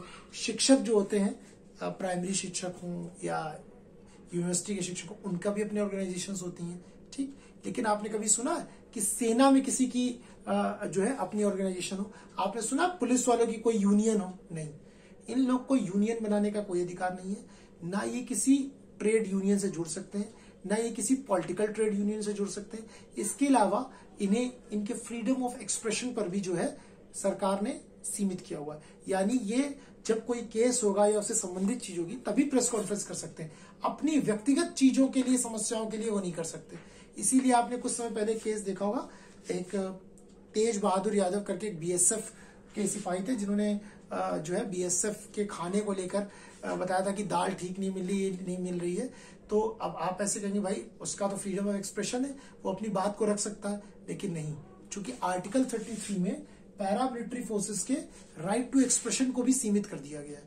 ठीक, आप ये सब चीजें नहीं कहेंगे, आपको करना तो अपनी अथॉरिटी से बात करेंगे, तो इसलिए उनको सस्पेंड कर दिया गया। तो पुलिस में, सेना में, यानी तीनों में, मतलब वायुसेना, एयरफोर्स, आर्मी और नेवी की बात हो रही है, paramilitary forces, police, intelligence bureau, रॉ, इन सब के फ्रीडम ऑफ एक्सप्रेशन और सारी चीजों को क्या कर दिया गया, सीमित कर दिया गया है। इसके अलावा ना ये किसी ट्रेड यूनियन, ना किसी यूनियन, ना अपनी बना सकते हैं, ना किसी यूनियन में जुड़ सकते हैं, ना किसी पॉलिटिकल ऑर्गेनाइजेशन में जुड़ सकते हैं, किसी से किसी भी प्रकार का संबंध नहीं रख सकते। तो अनुच्छेद 33 इन जो है सरकारी कर्मचारियों के अधिकारों को सीमित करता है। अनुच्छेद 34 जो है आर्टिकल 34 वो मार्शल लॉ की बात करता है। ठीक, आर्टिकल 34 मार्शल लॉ की बात करता है, जिसको आप सरल भाषा में सैन्य कानून बोलते हैं। ठीक, मार्शल लॉ कभी भी पूरे देश में नहीं लागू हो सकता, एक देश के किसी एक भाग में लागू होता है। ये कहां पर? सिर्फ देश के किसी एक भाग में लागू हो सकता है ना। It can only implement in a certain area of country, किसी देश के किसी एक भाग में लागू हो सकता है देश के, है ना। इसका मतलब होता है कि अगर वहां पर जब स्थितियां लॉ एंड ऑर्डर की, सशस्त्र विद्रोह, आंतरिक विद्रोह की स्थिति होगी, है ना, जब वहां पर सामान्य प्रशासन के कंट्रोल से बाहर हो जाती हैं चीजें, तब उस एरिया को सेना को सौंप दिया जाता है, which is known as martial law. ठीक, तो पार्लियामेंट ये राइट देती है सेना को कि अगर कोई ऐसी स्थिति हो जाती है तो संसद जो है पारित करके उनको फिर अधिकार दे देती कि आप ये मार्शल लॉ लगा सकते हैं। तो सिर्फ एक सीमित क्षेत्र में, पूरे देश में नहीं लग सकता ये। जहां पर ये मार्शल लॉ लगता है वहां पर जो है जो सिविल एडमिनिस्ट्रेशन होता है और जो कोर्ट्स होती हैं उन सब के अधिकारों को क्या कर दिया जाता है, सीमित कर दिया जाता है। यानी वहां पर जो डीएम का, एसएसपी का, जो सामान्य परिस्थितियों में सामान्य प्रशासन का काम है वो सब सेना के हवाले आ जाता है। ठीक, यहां तक कि सेना उस समय किसी को मृत्यु दंड भी दे सकती है। मार्शल लॉ में वहां पर सेना किसी को मृत्यु दंड भी दे सकती है। ठीक, ये एफस्पा से अलग है, arm forces special power act 1958 से अलग है। ठीक, वो 1958 में आया था। मणिपुर और असम में उस समय स्थितियां बड़ी खराब थी, तो वहां पर ये लागू किया गया था। सेना के हवाले क्षेत्र कर दिया जाता है। वहां पर बिना किसी परमिशन, बिना किसी वारंट के, बिना कोई सूचना दिए आप किसी के यहाँ भी प्रवेश कर सकते हैं, कोई भी तलाशी ले सकते हैं, कोई भी सारी चीजें कर सकते हैं। मार्शल लॉ में पार्लियामेंट के पास ये राइट है कि उस मार्शल लॉ के दौरान सेना ने जो भी कृत्य वहां किए हैं उनको वो लीगली जो है लीगल घोषित कर सकती है। भाई संसद प्रस्ताव पारित करती है तभी मार्शल लॉ लगता है। तो जब मार्शल लॉ लगने का मतलब ही कि सेना को अपने विशेष अधिकार दे दिए, तो वहां पर सिविल एडमिनिस्ट्रेशन के सारे रूल ले लेती है। मतलब डीएम के पावर्स भी, पुलिस की पावर्स भी, एडमिनिस्ट्रेशन की पावर्स सब उनके हाथ में रहती है। इवन यहां तक कि वो मृत्यु दंड तक दे सकती है। तो ये आर्टिकल 34 है आपका। ठीक, आखिरी जो है आपका है अनुच्छेद 35। अनुच्छेद 35 क्या बात करता है? अनुच्छेद 35 को मैंने काफी बार चर्चा कर ली कि अनुच्छेद 17, अनुच्छेद 23, अनुच्छेद 24 आपने देखा एबोलिशन ऑफ अनटचेबिलिटी। अगर छुआछूत कोई व्यक्ति ऐसा करता है, किसी व्यक्ति के मूल अधिकार का उल्लंघन होता है, तो सरकार, संसद को अनुच्छेद 35 के तहत ये अधिकार है, संसद को ये अधिकार है कि वो ऐसे किसी भी मूल अधिकार के उल्लंघन पर कानून बना सकती है। ठीक, संसद को अधिकार है कि वे मूल अधिकार के उल्लंघन पर कानून बना सकती है। ठीक, संसद को अधिकार है कि मूल अधिकार के उल्लंघन पर